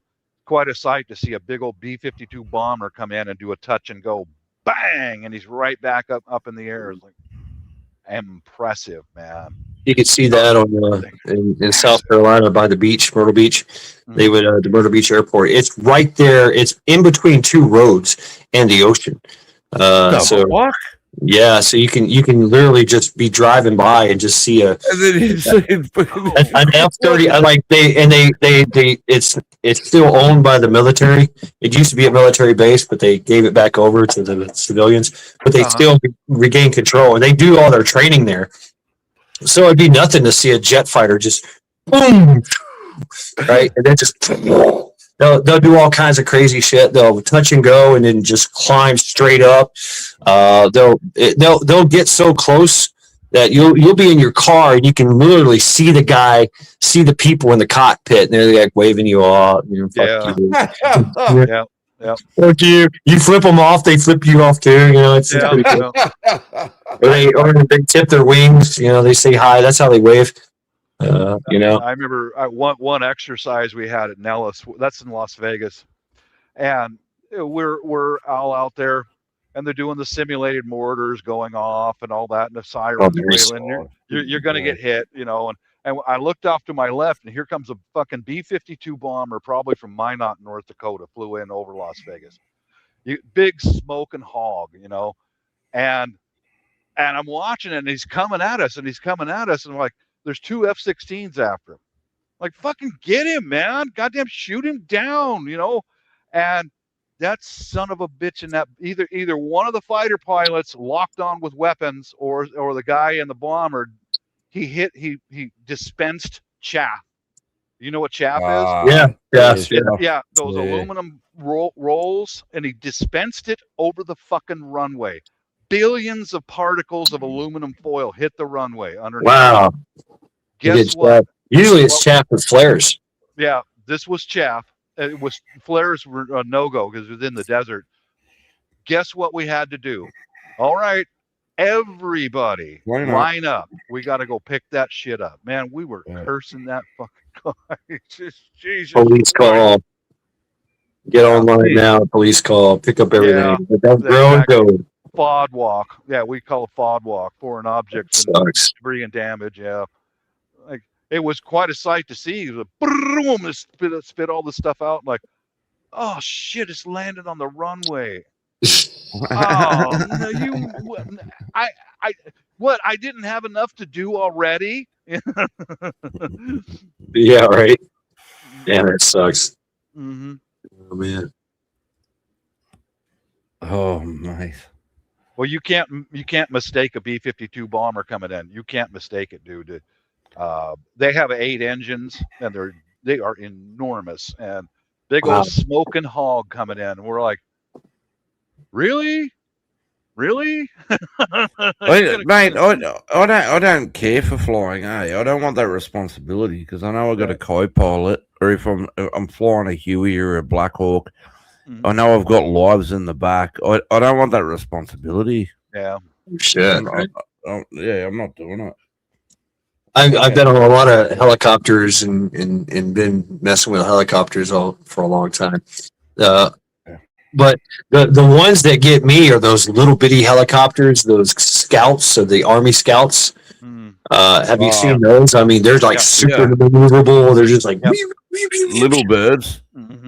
Yeah. just hauling Little bit. ass, just When doing you're all the. sitting on the skids on the side, mate. Oh, mate, there's so much. I mean, they come in real hot. They dive down, do loops and shit, drop off the troops, and I then they need to fucking go back haul and ass watch again. Black Hawk Down. Oh yeah. We had a contingent of the Air Force PJs, the pararescue guys, Right, those are on the- bad enough. Yeah, on the other side of the airfield from us, and Yeah. these were UH-1. This is before the Blackhawks came online. Yeah, you. And they were set up with an in-flight refueling probe on the front. You want to talk about an expensive airplane, because they're a flying emergency room, dude. They're just full of medical equipment. Oh wow. Yeah. Yeah, the Air Force has got budget, man. They've got a budget, you know. I had a lot of respect for those PJs because they were really, I mean, these guys were ripped, really, but they're very professional. They never heard of them getting any trouble. They didn't insult anyone, not arrogant at all. These guys were real calm, real professional, and I have a lot of respect for them, man. You know? Right. Oh, there's some wild exploits, I'm sure. You know. Yeah, I'm sure. Or- Yeah. yeah. But yeah, they police their own. That's back in the day too. Yeah. For real. I have a great respect I got for budget. massive respect for the guys that fly those helis, and like the Chinooks. They're one of my favorite as well. Nerves of steel, man. I still can't believe they're still in rotation and they still use them. Obviously, the payload capability of them is just phenomenal. It is. The Black Hawks, like the guys, how much respect I've got for the pilots, because how many lives you've got in your hand. Yeah. Nerves of steel, Yeah. man. Nerves of steel. Oh, 100%. Something always goes wrong, and they just they power through it. They push through it. Right They're like, through let's go. Yeah. Yeah. Like, where'd this hurricane come from? Oh, we're gonna fly through it. Yeah, I've heard Yeah. civilian aircraft and military aircraft. I've heard the recordings of them talking to each other. And I remember one civilian aircraft that was going down. It was a commercial airliner, and it was going down. That Hey. pilot was, okay, we're gonna lower our flaps by 3 degrees, throttle back engine number 2.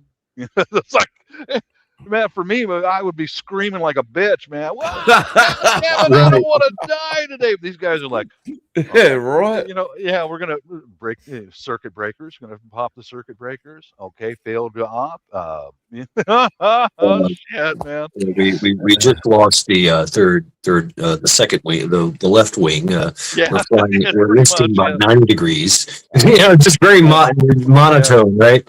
yeah. Cincinnati. So Cincinnati Right. looks like we're not gonna make it to your runway. We are going down. Please inform the farmer that we're going to be landing in his field. It's real flat line. Like, yeah, nothing rattles them. A real a pilot, nothing rattles them, man. Be advised, our co-pilot is dead right now. Yeah. What's up, Chris? Chris, what's up, Chris? Yeah, they got nerves of steel, man. Oh, mate. Yeah, And, right now, and think of this. Think of this. Like, they used to drink. Pilots used to drink. yeah. Oh, on flight. mate. A long time ago, they did. They'd have 60s cocktails. and 70s, man, they were drinkers. Yeah. A mate of mine, a mate of mine. I'm not saying any names. He's a pilot for Qantas. You know, the one with the kangaroo on the tail Yep, and everything. I've worked Yeah, on yeah, some yeah. of their airplanes. Yeah. Yeah, Qantas, right? So Yep. so he's and we had like a little Christmas party and everything, and one of my mates has got the full setup with the controllers and everything, like a full DCS flight controller, and he just landed a 747 like it was nothing. He's just like, yeah, sweet. Yep. And we're like, what the shit? Like, Hey, stewardess, can I get another martini, please? yeah. No, but he said, he goes, I'm on call. He wasn't allowed to drink. He goes, I only have one beer a month. Oh wow. Yeah. Oh yeah, it's totally beer. different now. They get piss test and breathalyzer before they He go. goes, he goes, I might as well not have any beer at all. So he just doesn't drink. But he's still mates and he's still friends with everybody. But I would drink to that. Skull. Yeah. Oh shit! I don't have a beer. Okay, I'll be right back. You can auction off my shit. I know it's Sunday morning, and I'm drinking because I got the day off tomorrow. All Right right. on. I want to hear. I got to go grab more beer because I'm out of beer. All right, folks, we're going to pause the live stream while Rent goes and gets a beer. Please. No, you can auction off my shit. I'll be right back. Oh, yeah, we're going to do that. Absolutely. Yeah, okay. Please refrain from I want to know commenting how in much it chat. goes for. Okay. Go ahead, man. We'll hold it down. There you go, folks. And 3, 2, 1. Let the auction begin. There you go. Let the auction begin. Yes, sir. Yeah, right down the hallway from where I was stationed at one time was an electronics shop for repair when I was in the Air Force. It's called a Airborne Videotape Recorders. They handled the camera, and it was a VHS tape back in those days, and they repaired all that stuff. And Wow. sometimes the VHS tape wouldn't come out, and they Yeah, had to that's send it true. to your shop. And they had a TV set up so we could watch our pilots dogfight. And I remember one time when he was one of our F-16s. He's flying around up there, There's tape pull. and he nose down, and he sees an F-15 down there. And he's going to go, and he's got weapons locked on him, and all of a sudden you see these two bright blue flashes of fire coming out of the back of that F-15. Choo! And he's gone. And the pilot just went, okay, next target. Outrun him like that, Yeah, right? Next target, Shit. Michigan, I hope you're doing well out there plowing. The auction is going great here. Let's see. Cha-Cha's going to bet on the doggy. The doggy's not in the screen though. What else we got here? A bowl of hot soup for the flags. Okay. Yeah. What is this one flag? Is that a gun or is that a big cigarette? I don't know. Anyway. Can't tell. Yeah, I can't either. Chris has got $10 for the flag. There you go. Oh, folks, the auction is over. Oh, wait. We got what are these beers? Got some beers on the auction. I mean, okay, auction's over, folks.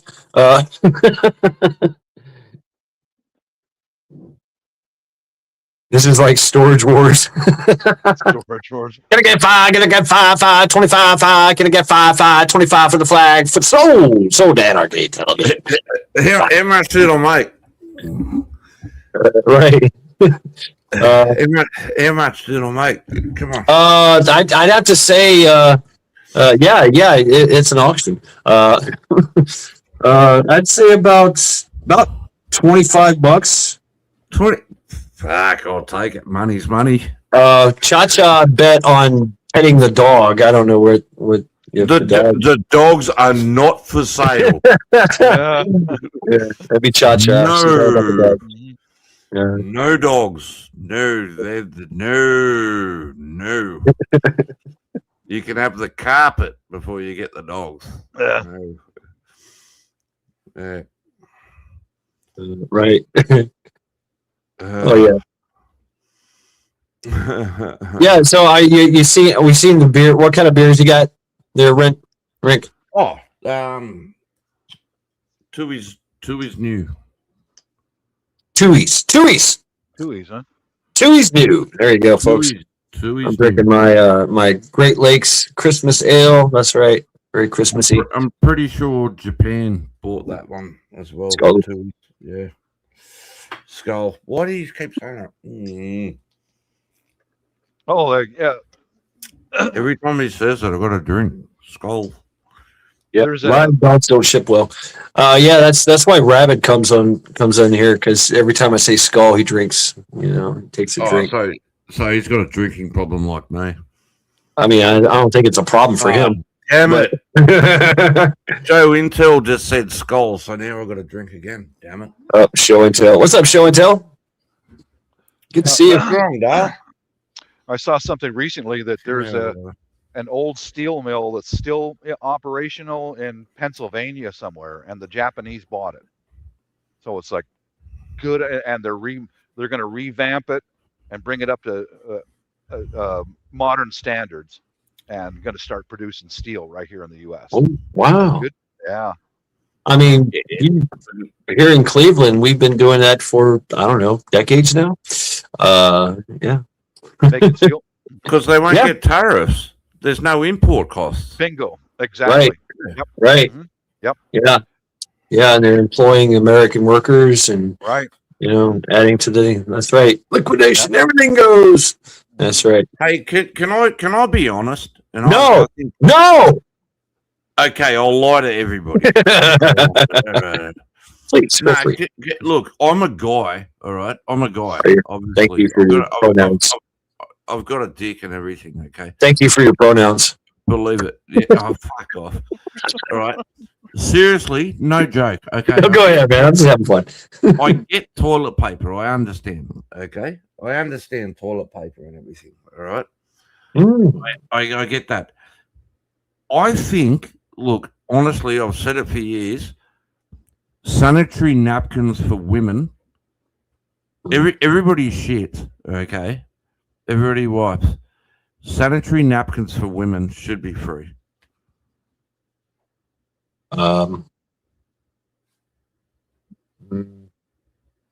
They have no choice. I don't have a say in it. I'm like bleed you. once a month. You didn't ask for it, right? You didn't ask to bleed once a month. It's your body. It's how it is. All right. Okay. But it should be free. So my question would be, who provides these free tampons, sanitary napkins for women? Because I'm not the doing it. government. Why are you taxing me so hard? I don't want to pay. I don't want to pay. It doesn't matter, I guess, at this point, because I'm paying for some. paper. I'm paying for Somalis Everybody to live like kings. But okay. I mean, I really just throwing it out there. I really don't care. I know that the women would Because you probably don't get your period. I don't get a period. No, you're right. I get jerky tracks. I get brown stains. That's what I get. Like, mate, I've got one of each. I've got a daughter and a son. All right. Oh man, you got to pay for a lot of. You got to pay for underwear and sanitary napkins. Damn. No, I don't. Because and toilet paper. Anyway. I mean, I would just give them a garden hose and tell them go out back, clean up. What? Lol, Shadow gets period moods. See, I mean, Cha-Cha's always fucking with me. Yeah, right. I'm waiting for the mud butt jokes to come out in the burnt bacon, and yeah, Cha-Cha is like one of my. She's the girl that she's the girl that would make me cry in junior high because she would just pick on me. I know Cha-Cha, but that's okay. That's all I gotta say is yeah, all right, Cha-Cha. You come for me. Just watch those feet. She can snatch salmon going upstream with those feet. I'm just saying.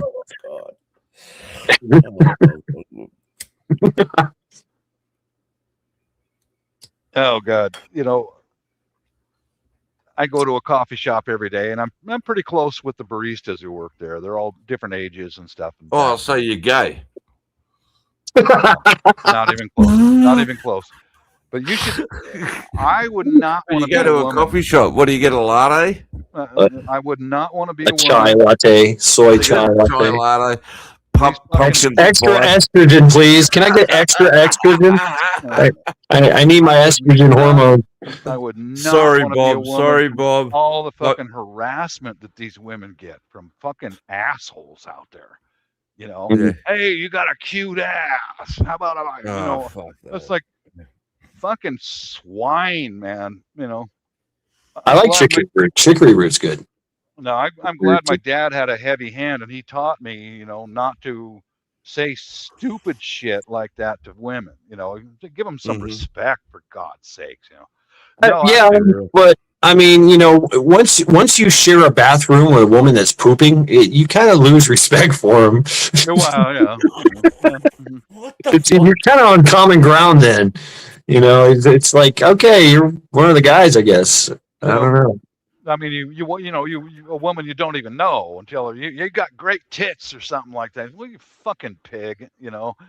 Yeah. I mean, some women, they're worse than men. I mean, I've experienced that myself. Yeah. Some are. Experienced that myself. Mm-hmm. I mean, I live with quite a few of them, and I've had bloody tampons thrown in my face in the middle of the night when I'm sleeping. I'm like, why? Hey, I'll tell you a funny story. Why? Back when I was Dirty back bitch. back when I was in school in the 90s, we used to steal the tampons out of girls' bags and stuff, out of their school bags, and then we'd wet them with water and we'd throw them up on the ceiling in the classroom. Oh, And there'd be like 20 tampons all stuck on the fucking ceiling.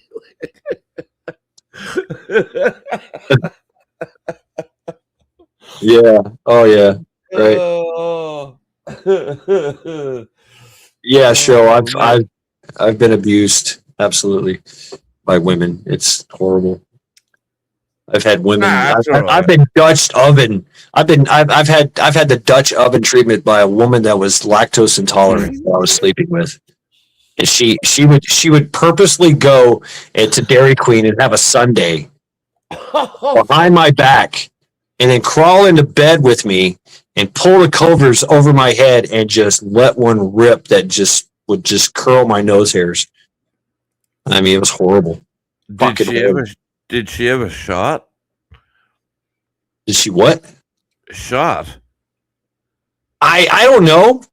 Maybe she just but she had the nastiest farts you ever smelt in your life.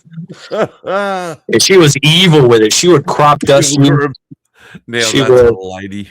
Yeah, her name was Christy. Yeah. Christy's a keeper. Yeah, I'm gonna call her Christy the cunt. She did me dirty too at the end. She must have been a Shazza. Isn't that what you Australians call a trailer park chick? A Shazza? Isn't that it? Shazza? Something like that. Shazza. Shazza. A Shazza. Yeah. Fucking bogan. Yeah, she was diabolical with her farts. Yeah, bogans here in Australia, like a bogan is the same as a redneck. Yeah. Oh, okay. Yeah. I remember when I went to Townsville, and of course that's like a party town, and Hey, car theft capital of Australia. Is it really? Wow. Oh yeah, badly. Yeah. Tell us about Smelly Kelly. But I went there, and I, you're in the clubs, and epic clubs. I mean, I gotta say, epic clubs and bars, really cool. And the women are just absolutely amazed. They're beautiful and they're great. And they loved American men because we were so nice. We were gentlemen. All I had to do to get laid is just say, "Hey, can I buy you a drink?" And that's it. The panties drop. But the thing that threw me off was like, the girl would say, "Hey, you want a root?" I'm like, "What? You want a root?" I'm like, "What do you mean root? You want a root? Hey, you want a root?" I'm like, "What the fuck does that mean? Like I'm a pig, going through, digging in the ground? What are you talking about?" And she's like, "Come with me." And she takes me outside in the back of the club, dark alley, broken beer bottles, and we fuck like just right there, in the shit and piss root. Oh, bro. And then that's it. That's done. I never see her again. She walks away like it's like, "Hey, thank you, bye." Like she just took my vital essence and ran. And I'm like, okay, that's rooting. All right, root. Okay. You want to root? Wait till you start getting those child support checks, mate. Right. That's that's the thing, man. Is when people ask me, people ask me now, like, hey, yeah, yeah. Well, you couldn't have taken her out for dinner first, No, she took me to the back alley where all the garbage was. She's the one that took me there. I mean, I was like, what the fuck? This is rooting, huh? And that's pretty much it. Just down and dirty sex anywhere where you can, right? What was I going to say? Some of the Filipino girls call it mussel, like an ocean mussel. Oh, no. You like seafood? You like mussel? You want to fuck? It's like, I'm married. Get the fuck out of here. I don't need your trouble, man. Go.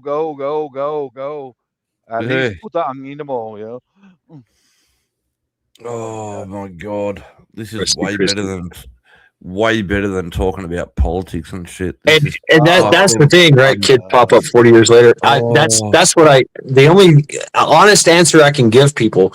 Like, they ask me now, like, hey, you got any kids? I'm like, not that I know of. I really don't.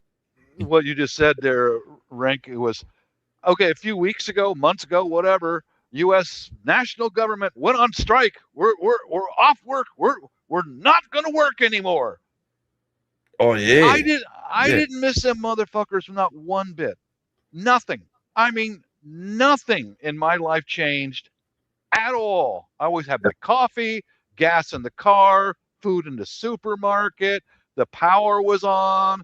Everything. And you mean really they went on strike or whatever the fuck they call it? I didn't notice. The Democrat.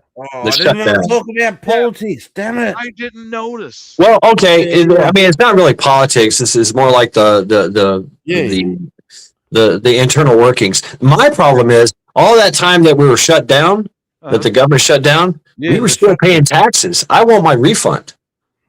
Yeah. Why I gotta still pay taxes while the government shut down? Mm-hmm. That's my point. We barely need those sons of bitches, man. We really don't. I mean, my daily life, I don't need anybody from Olympia, my state capital, or from the Fed. Fuck them, man. Fuck you. Here's your taxes. Stay out of my front door. So, hey, Bonnie, I found out I had a third child. I just saw happened to my stepfather, Sly Dog. Yeah. So, damn, Michigan. Don't mean to cut you off. Yeah, you did. You're pretty good at that. You're pretty good at cutting people off, and you do it well. So I cheers to you. I found out I had a third child with another woman. Damn. Yeah, and so I was like, yeah, I'll pay child support. But then the mum died, so I was like, I'm not paying child support anymore. So fuck off. Whatever. Wow.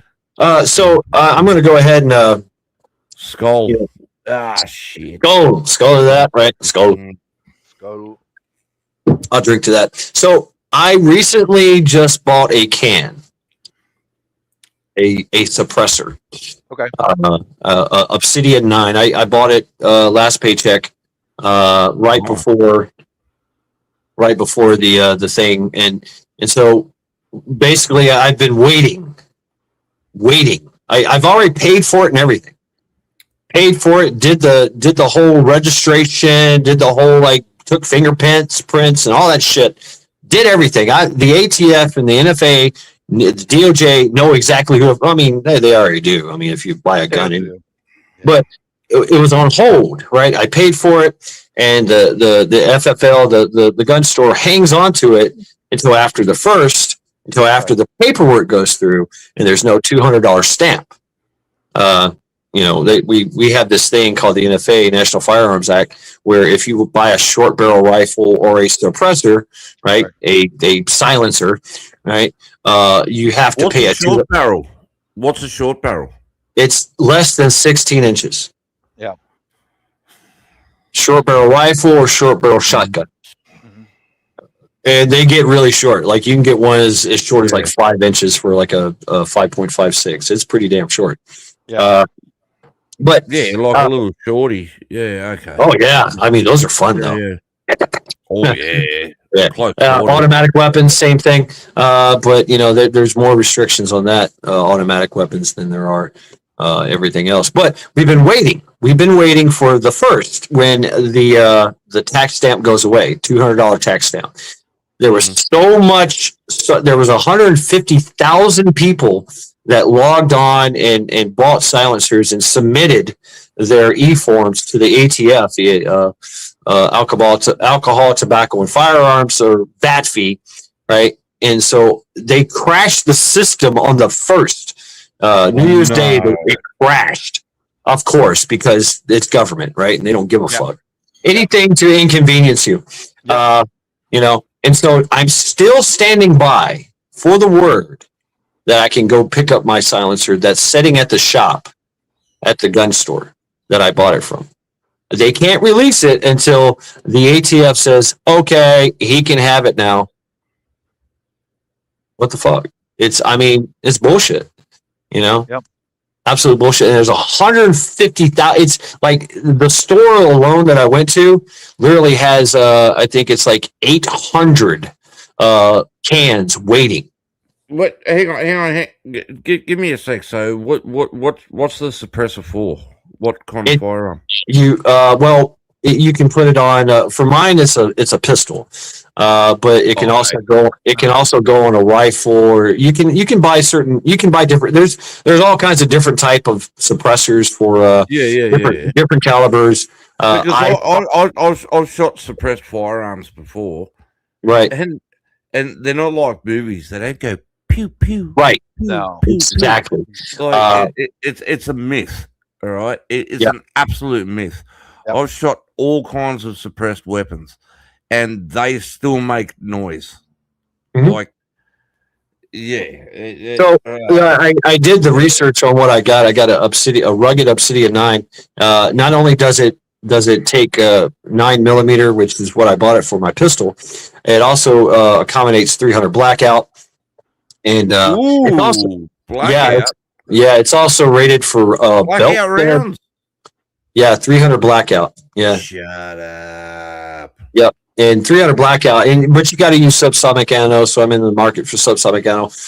But there you can get any suppressor you want. But I found out this thing is also rated for automatic fire, belt fed automatic fire. It's that badass. I didn't know what I was buying. I guess. Wow. I lucked out. All I'm doing is putting it on a pistol. Semi-automatic pistol, but it only, like you said, it's not like the movies where usually a shot is like 150 is dangerous for your hearing. Decimals, 150 decimals is dangerous for your hearing. Okay. This thing only brings it down to like 120 decimals, which you don't need ear protection for. But it's still loud. It still makes a report. But you know, and it's why did I get it? I did it because, hey, it's cool. I'm now John Wick. I got a silencer. Yeah, right. Whatever. I was just writing that, you son of a bitch. Fucking John Wick, baby. Right? No, actually, silencer makes you John Wick. I just wrote that. But no, I mean, you think about it. It's from a home protection standpoint. If you're in a confined space and you shoot a pistol, you're going deaf. Yeah. You are going deaf. Yep. Oh, yeah. Your ears are going to ring. Sure. Oh, you bet. You're busting your eardrums. So now I don't have to bust my eardrums. And also, if I'm outside, you know, like say if I have land. And I want to shoot in my backyard, my neighbors are not going to go like, hey, chill the fuck out with all this gun shooting. And so, like that's the only one. 22s and 32s and shit like that are the only ones that are Hollywood suppressor.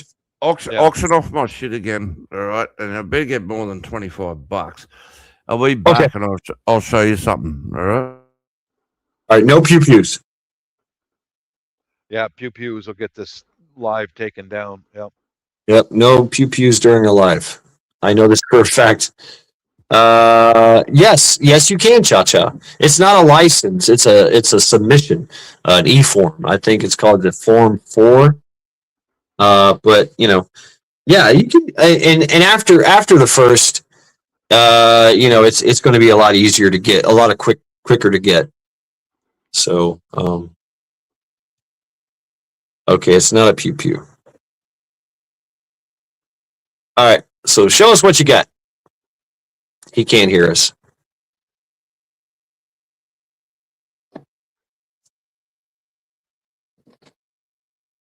I like my wheel guns, Chad. I do. I like my wheel guns. Your wheel gun. Oh, your revolvers. Yeah, I like a revolver. All right, what you got there, Rent? All right. So these little bad boys. All right. Oh, it's ear protection. Yeah. Okay. What these are? Good morning, Zombie Force. They pour liquid into your ear and they make a mold of your ear. Really? And you put it right in the ear canal. Yeah. Yeah. So I've got those. Yeah. They put a liquid in there, harden, make a mold of it. So if I drop one or lose one, they've always got the mold on file and they can make new ones. Wow.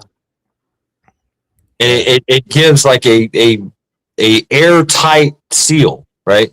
Absolutely. Yeah. Airtight seal. And there's blast or anything. Yeah. And these things are they the Wi-Fi ones, the Bluetooth and all that? Nope.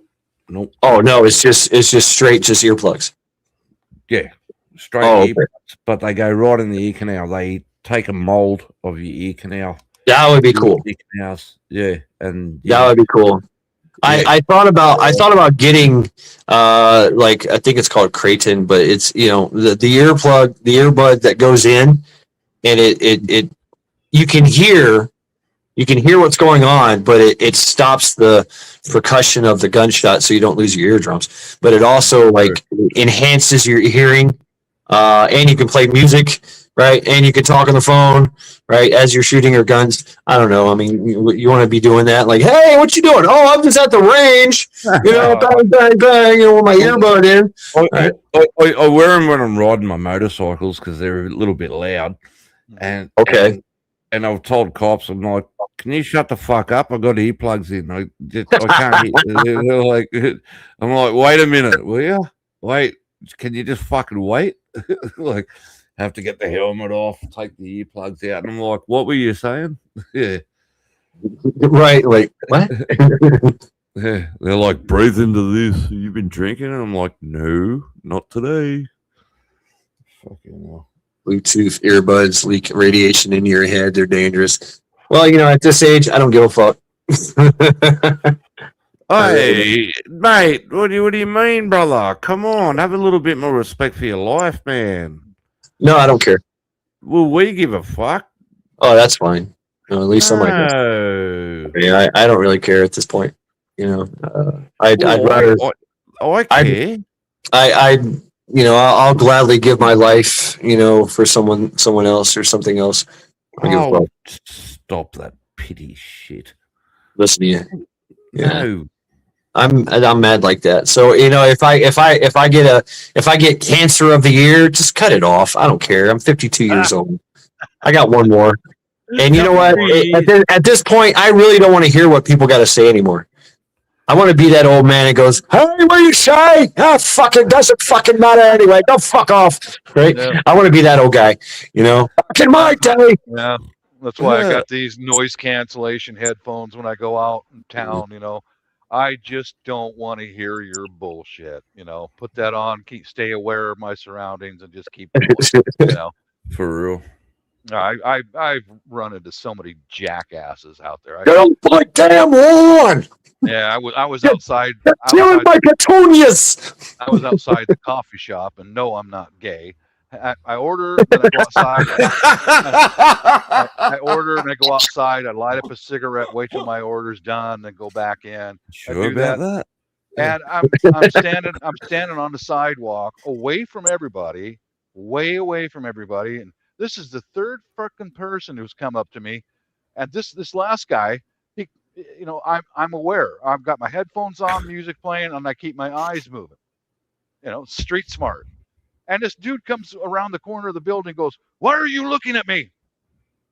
And And Oh, I've learned over a lot of travel, pretend like you don't speak English. oh, done that 100 times. Well, I would definitely get in an argument with him. You Well, know, I wouldn't, because Yeah. you're arguing with a fucking idiot. You know, yeah, why but are I'm you mad. looking- I'm mad enough to make him even just question his fucking reality. No, Yeah. and I just went. Why are you looking at me? I was like, oh, I thought you were. Actually, I can't see you. You're invisible. I was looking at that trash Oh, can. I've done over there. that. I've done that. Yeah, just pull the earpiece off, look at him. Or no, it's like, why are you looking at me? Like, you can see me. You can see me. And I just shook my head like, I mean, he's the third idiot. My cloaking device must be malfunctioning. who approached me while I'm trying to peacefully have a fucking cigarette outside. Third person, you know, that stinks. That really stinks. Oh my God, it stinks. You know, I'm way away from people. I'm away from the building and all that. I'm just. I mean, it also works if you say, get the fuck away from me before I eat your liver. I mean, that's a good one. You know? You know, I was out there one day, and this little Barbie comes out of the store. It's a supermarket store. It comes running out of the store. Can you move away from the door? We can smell that inside the shop. And I just went. I just looked at her to give her that fucking psycho stare, like. I didn't move. I didn't say nothing to her. I just looked at her. And she goes, or not. And she went back in the store. It's like, get the fuck away from me, man. I ain't the first one who came out there, she was screaming. She was in a tantrum. It stinks. God damn it, that stinks. That's when you blow it in her face. Yeah. My wife. No, she was away from me, dude. She couldn't smell it. She was away from me, right? And I learned this from my wife, who's in healthcare. I just went, you know, thank you. You're welcome. When you talk to a crazy person, that works. It diffuses them right away. Thank you. You're welcome. And I said that to her twice. It kind of depends. It depends on the level of crazy. Oh, she was batshit fucking meth head crazy, man. And she started walking away from me, still screaming, "It stinks! It stinks!" And I just went, "Thank you. You're a wealth of information." You're a wealth of information. So I walked Yeah, into her Bob. car. I cracked it. Sorry, Wait go. a second, let me finish. I walked into her pickup truck that she just got out of. All four corners of that pickup truck were smashed in. I mean, this chick was out of it. You know, like She takes fucking driving to a next level. Yeah. Oh, dude, just a fucking wacko, man. Yeah. I remember the same kind of deal. A chick mouth off at me for fucking smoking. I'm walking down the footpath. Yeah. On the sidewalk. And she's sitting on a cafe, the outdoor seating on a busy road with trucks. And she told me off for smoking. And I went, you dumb bitch. You drink, you fucking. Diesel exhaust and all the exhaust fumes. And you're worried about my cigarette? I go, how about shut up, you dumb bitch? Yeah. And her husband tried to get tough with me. I went, bro, you don't want to do this. Yeah. And he went, and he sat his ass back down. Yeah. I think Sunday Night Fights is perfect because, I mean, we've been talking about basically, fighting and things of that nature through this whole live stream. So it's pretty cool. Sometimes, and I like this, sometimes you just got to tell the motherfucker, like, hey, that's enough, man. Shut the fuck up. Deploy knife hands, get a little serious, get a little assertive, right? Yeah. And just tell them to stand down. I'm just chilling here. Yeah, that last guy who came around the corner. Why are you staring at me? What are you looking at? Blah, blah, blah. I just pulled the headphones off and went. And then the most I did was I bladed my body towards him and just watched him out of the corner of my eye until he left. It was like, I had a conversation one time with a disgruntled homeless person, and I got crazier than him. I was like, "Do you accept raw meat as your personal savior?" I just started asking questions like that, just crazy shit. You ever seen a bird fly backwards? It's crazy, man. And they're like, "Fuck you, give me fucking." I'm like, "Yeah, how many fingers am I holding up?" Right? You know, The last place I lived, Shad, we had a lot of druggy traffic going. But but I mean, that's coming from being a bouncer, you know, in a tourist area, you know. So I remember the last place we lived. I saw a fucking junkie, well, heroin junkie, walking towards my house, and he's stumbling because he's got one of the fentanyl stagger, you know, and he's walking towards my house, and I stepped out in plain view of him, and I went like this. It's that way. It's that way. Go that way. Go that way. And he's like, and he did. Go that way. It's over there. It's over there.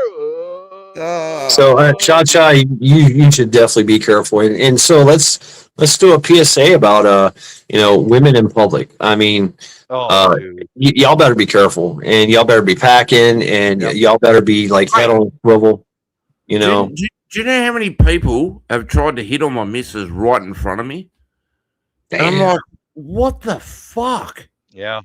Like, I'm sitting right here. Yeah. Like, what the hell? Mm-hmm. Right in front of me. That's some disrespect right there. Yeah. Oh, mate. I've talked to lots of women like that.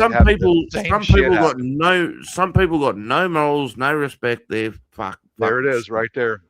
No conscience of other people. No regard. Nothing. They're just empty. There was some big fat lesbian that tried to pick her up at the bar the other week. Nice. Well, we call it a pub, but yeah. Hey, we got pubs. We got pubs. Yeah, we got pubs. So I felt uncomfortable. And so I said, no, we're going to go change tables. We changed tables. The fucking bitch follows us to try and get with my missus. I'm like, yo, fuck. Oh, I mean, you know, hey, that's quite the compliment, I guess. Yeah. You can look at it that way. But you say, thanks, but no thanks. Oh, God. What? No, what? Go catch your own fucking fish, all right? Yeah. Go catch your own fucking fish. Don't try and steal someone else's fish. And you know, there's a thing about repercussions as well, right? Three-way, no. We all kind of grew up where it was FAFO. Fuck around and find out. Yeah. If you did that shit, you did that shit, you know, you're probably going to get smacked. You're probably going to get shot. You're probably going to get stabbed. You're probably going to get pushed. Something, right? You know, it's going to be an instantaneous, like, find out. Fuck around and find out. And, you know, I'm loving what I'm seeing out of Australia, out of Ireland, especially Ireland. That's on my bingo card. You know, Britain, where Oregon. I've seen some shit going on in Oregon where, you know, the Antifa types of dudes like, fuck you, punch him going, right? You know, just like, I can't take it anymore. You guys are stupid. Get out of my way. Right? Yeah. I got shit to do, you know? And they're yelling at you about, oh my God, Venezuelan president's been we need, you know, oh my God, the Gaza Strip and the fucking whales. Oh, fuck. Oh, and, you know, like, shut the fuck up and get out of my way, dude. Bitch, dude, bitch, whatever the fuck you are. I don't give a fuck. Get out of my way. Get out of my face. Coffee shop story again. All right. Here we go. I go there almost every time, have a coffee and a snack, and start my day. I feel you. There was. Hey, hang on. I gotta cut everybody off. No. So, Bob, see how good he is at that? Do you walk in there and they go, your usual? Yeah. For real? Yeah, because I go there for my breakfast and have a cup of coffee and then start my day. Mad. I'm retired, dude. I'm retired. You know. Yeah. Okay. That is a dope ass move, eh? So here's this liberal chubby chick over here, right? Okay. I have a master's of this and that and this and that, and basket weaving, nice. Underwater basket weaving, gender studies. She was like one of those, one of them fucking woke things. And I'd love to talk to her. And we got on the topic of Islam. She's got a college degree. Now I live among the Muslims over in Mindanao. I know them very, very well. And she verified some of the things I said, like Datu. That means a rich man or a powerful man, you know. and then she brought up the topic of Gaza and all that, and I went, I'm sorry, I don't have much sympathy for them, because I know how Islam acts. I know how they do business. That violence is part of their normal day. They make sure that people die. To keep fear keeps their own people in line, right? For you know real. what that fucking cunt did? She goes, "Well, we agree to disagree." Oh my god, he dropped a C-bomb. And, What? and she got up and she left, and she called the owner of the shop complaining about me. Yeah, because I'm That's- telling her the truth. that's I all know she can them. do. I know Islam. I know them very well, and Right. the owner contacted me on Facebook, and she said, "Can I talk to you?"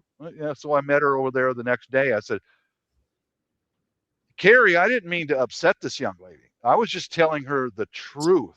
I live among these people. My neighbor Welcome next to door, free speech. my Free speech. neighbor next door is Muslim, over there, and the guy behind me right now is Muslim. I know him." She goes, "Yeah, I know, but she's just young and inexperienced and very idealistic." And I said, "Idealistic and realistic are two different things. I know what I'm talking about." And she's a freaking college student, Save the children. I said, My Okay. mate's dad had a Muslim neighbor, and he'd sneak over to his house, my mate's father, and to eat bacon sandwiches. Fuck yeah, that's what I'm talking about. Good Yeah. for him. I have a lot of Muslim friends as well, a few Muslim friends as well, True story. and they, I would joke with him, you can't eat bacon. He's like, "Fuck you, I can't." Fuck you, a cat. Yeah. I was like, "What? Really?" I was like, he's like, "Yeah, you don't have to follow all that shit. You just got to be Muslim." Yeah, And I'm like, okay. And so I have studied Islam and Muslim. There's different kinds, right? There's there is different degrees, just like in Christian, just like in any religion, right? same thing. No. Yeah. But there's a lot of Muslims that they come to this country to be Muslims. They want to be Americans, yet they're Muslims. No, I don't have any problem They don't with give a fuck what's going on. See, Cha-Cha's already starting with the fucking bacon. Fuck you, Cha-Cha, with your caveman feet. Love you, Cha. Love you, by the way, Cha-Cha. Right? She can be a little sensitive. But yeah, she gonna say I burnt the bacon and I got mud butt. But that's a go-to. Oh, no. Well, the guy behind my house, we share a back fence. He's Bengali and he's Muslim, and So it's a border war. we both worked together and we repaired the back fence between Right. the houses. I mean, it's community. I mean, it's He's a good neighbor. That's a good neighbor, and he said, "Will you go in half on the building materials with me?" I said, "I will." So I helped him. We worked together, and he said, $200 or whatever. Okay, and I went down to the ATM, $200 in cash. Shook hands. Good neighbor. Okay, man. Welcome to America. He did not like me looking at his wife and his daughter. See, But hey, can you blame him? I mean, Well, no, I can't blame him, but I didn't. See, I mean, that's the thing about like the Muslim culture that I actually kind of agree with. A few things I can agree with, right? Beards, obviously, for men. I don't like the extremists where they have to subjugate women. Hey, look at her ankles. Why'd you look at her ankles for? Oh my God, those cankles are so sexy, right? Look at the ankles, you idiot. And they can't do anything to me, so they take it out. They take it out on the wife or the woman. I don't agree with that. I don't agree with the atrocities they do with women. But as a red pill, man, which obviously I ain't got no girlfriend or wife, but fuck, and not like I want one. At this point, but. Yeah, I do agree that there is this dichotomy of male, female, definite differences, right? Yeah. And definite roles. Yep. They're So protective of their women. They really They're are very protective of their women and their children. Very, too. fiercely protective, right? am No, too. no. Yep. Do you know what that screams to me? Insecurity. You're insecure if you can't keep the woman because you're not funny. You got no charisma. You're a piece of shit. If you lose this woman, you're never going to get another one. Like they're probably arranged marriages that they Yeah, they a lot of hook, them are. they hook you up. Yeah, exactly. Well, I mean, that's the thing is a Muslim man can Insecure. have a wife, have 3 or 4 different wives throughout the course of his life, Yeah. but a Muslim woman can only have one husband. That's it. I don't want 12 wives, mate. There's 7 days. I in a mean, fucking you can week. get tired. You can get tired of one wife, or say that she did some kind of, Sharia law thing, and whatever, and get rid of her, right? Either whatever by any means necessary, right? Divorce usually, whatever. He can get rid of her, give her back to the family, and get another one. The woman can't do that. The woman is like basically stuck, from what I understand. Yeah, my wife knows more about them than I do, because I would be out in the backyard gardening, and I'd see the guy's wife back there. I'd say good morning, over the fence. Hi, good morning, and she'd run in the house, and she'd close the door and look out and just smile at me. And then close the door. Hey, Bob, does Yeah. he own a goat? He don't own a goat. He don't own no goat. Okay. I Now just they're, needed they're, to ask. they're pretty. No, that's Afghanistanian. Yeah. That's an Afghanistan thing here. They love the goats. Yeah. Just It's curious. true. Well, I mean, it's you see now here in Cleveland, there's a huge Muslim population. It's been that way for a long time, since the beginning, right? And there's times where you see nothing but in the shops, in the stores, grocery stores, it's nothing but hijabs, nothing but women in hijabs and their kids, and they're shopping. And it's just like, hey, how you doing? Hey, how you doing? Whatever. They're doing their thing, and they do their thing. They have their own like the men have their thing, right? They go hang out with the men, and they do their thing. They drink their coffees. They might smoke a little wacky tobacco, whatever the case may be. And then the women go forth and do things with their women friends and kids in tow. And, then they at the end of the day, they get together and they become a family. Like, what'd you do today? Well, I went shopping. I talked to, so-and-so's wife, and we hung out, I'll tell you, one of the weirdest things I saw in Mindanao with the Muslims was a memorable experience. I was in a McDonald's sitting there eating my lunch, and it was 2 long lines of people waiting to get to the counter to order. I don't care. I don't give a And fuck. this No, woman pardon me. walked in. This woman walked in with a dynamite little figure and a veil and all that, dressed all in black, all in Burqa. black.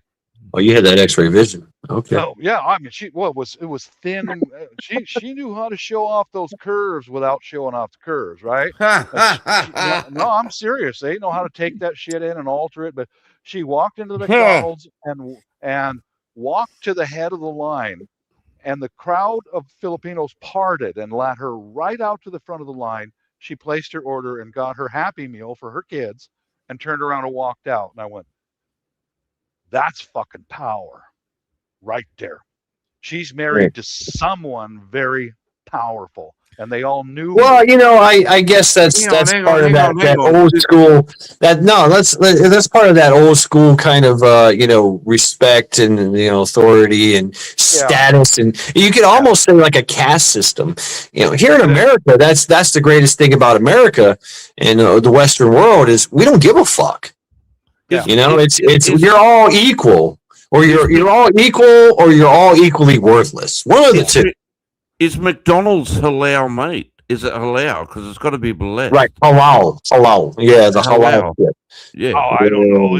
I don't think because then they're fucking up every Westerner. So, all right, I've seen what's going on in chat here, Halal and I meat. got to address this. All right, so I'm not bashing Muslims actually. no. I'm not at all. The American Muslims, pretty cool, pretty fucking cool. Yeah.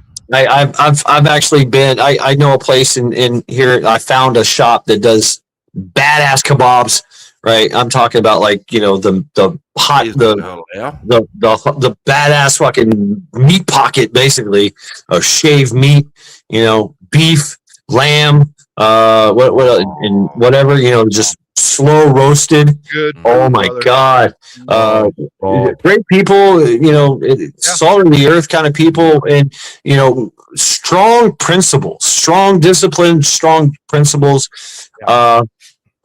With at this point in time, we're friendly and we're cordial and we're civil, right? Yeah. Mhm. Now they know, we know, and they know that if they ever get a little uppity and try to do a little jihadi bullshit, that there's more guns here than people, and we're a warlike species here in America. So Yeah, we are. don't fuck up. You know what I'm saying? Don't be, you know, what's going on in, like, let's say, Minnesota, Dearborn, Michigan, shit like that. You know, the rest of the country would not tolerate that bullshit, and does not tolerate that bullshit from anybody, Anybody. much Yeah. less, you know, whatever culture, tribe, whatever, you know, religion there is. We really don't Mad- give a fuck. Mad Shad, honest question, and no one's answered it. What is- Is McDonald's meat halal? So Mm. we've all been converted. All right. So, wait, let me ask you the question. What is halal? So we can tell the, It's got to uh, be okay. I'm going yeah, to explain. yep. Go So ahead. halal is blessed meat. It needs to be blessed, right? Now, I'm a good shot. So if I shoot at a cow and I miss it, and the cow's still alive, that cow is blessed, so we can eat it.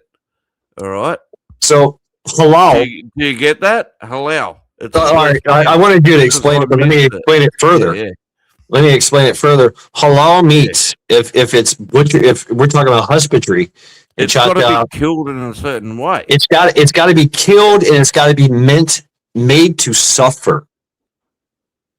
Oh, You that's understand that?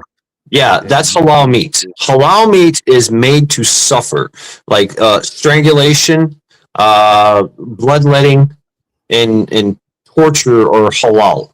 So Muslims eat McDonald's. So we're all eating halal. Well, meat. actually, you know, I'll tell you the truth. McDonald's meat is not even meat. It's like lab grown or the 3D printed. So, I haven't eaten it in 10 years. I don't know. right. So I'm sorry, Cha, but yeah, halal. If it's some kind of meat, the animal, it has to suffer to be blessed. Now, what we know as prolific hunters and a long history of husbandry is that we do a quick kill so that the adrenaline does not overload and taint the meat. Yep. Right? That's the big thing about hunting. You kill a deer, you want to kill it quickly, because if you don't, right, if you hit it and it has to suffer, it's going to have an adrenal dump and it's going to ruin the meat. You're going to taste it. Yeah. Hang on. Mad. So McDonald's, are we good or are we not good? I hate fucking McDonald's. I refuse to eat it. Yeah, I haven't eaten it in like 10 years. Yeah. It's not even food for me. I It's haven't had Franken, KFC in like 20 fucking years. Yeah, Franken food. Now KFC, you know, yeah, that's the same thing. It's like, you know, lab grown chickens with no lips and no feathers. I mean, it's DNA. You know, they do some weird shit with food. So McDonald's is halal or not halal? I would say no. I can't answer that. I would say it's probably halal certified because it's not even meat. Actually, yeah, that's a good point. Yeah. I mean, you know, yeah, it's not even real food. It's not even a real cow that you're eating. You know, and you're eating a cancerous fucking tumor that's been grown in a vat in a lab. That's what McDonald's food is. Probably. Yeah, It is. It's look up what's her name? I forget her name. But yeah, that's the big thing they do. It's lab grown meat. It's the pink slime. It's called pink slime. That they use for the hamburgers. Tasty. Yeah. Yummy. Hey, Pilgrim, you can always come over to my house for a home cooked meal if you'd like. We had curried sausages last night, mate. So curry sausage. I now I see I love food. So there was a Lebanese diner I used to go to, and they had the best sausage. Oh my god, it was beef sausage with like this green parsley and some kind of spices, and it was one of the only places I could eat with my hands and be okay with. Okay. You know, it's you eat with your right hand, you wipe your ass with your left. That's the other cultural thing. So I found this out when I went to Greece, and I was trying to buy some snorkeling gear, and I met a Turkish. The guy that owned the place was Turkish, and he stuck out his left hand to shake my hand, and I was like, "Fuck you, buddy! I'm not touching your shitty ass hand." Right? You know, I was a young Marine at the time. I was like, "Fuck you! I'm not touching your shit hand." You know, "Oh, what the fuck you know about this hand? This hand is clean." I was like, "Yeah. If I was to smell it, smelled like shit." Right? Did he own a turkey? Did he own a turkey? I don't fucking know. What the fuck? What kind of fucking question is that, man? I don't know. A turkey? No, he was from Turkey.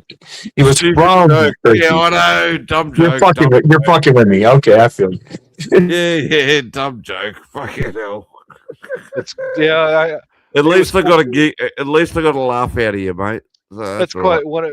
Mindanao's got a lot of Muslims, and I don't have any problem with them. I leave you alone, you leave me alone. That's it.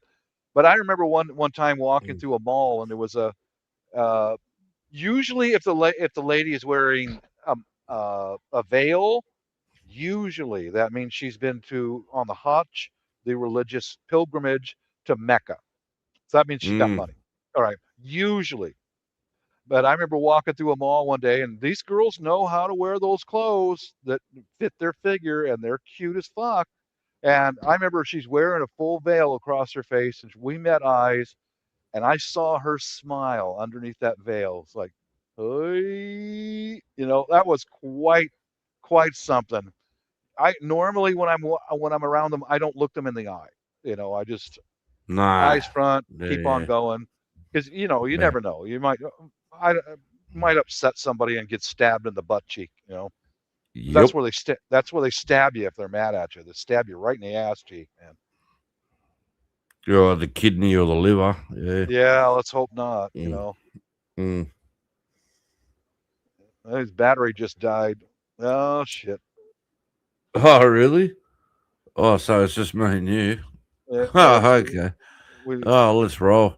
Yeah, no, like it. Yeah, look, it's amazing. Like arranged marriages and this and that and the other. Like some of the chicks with burqas. Like I always told my mates.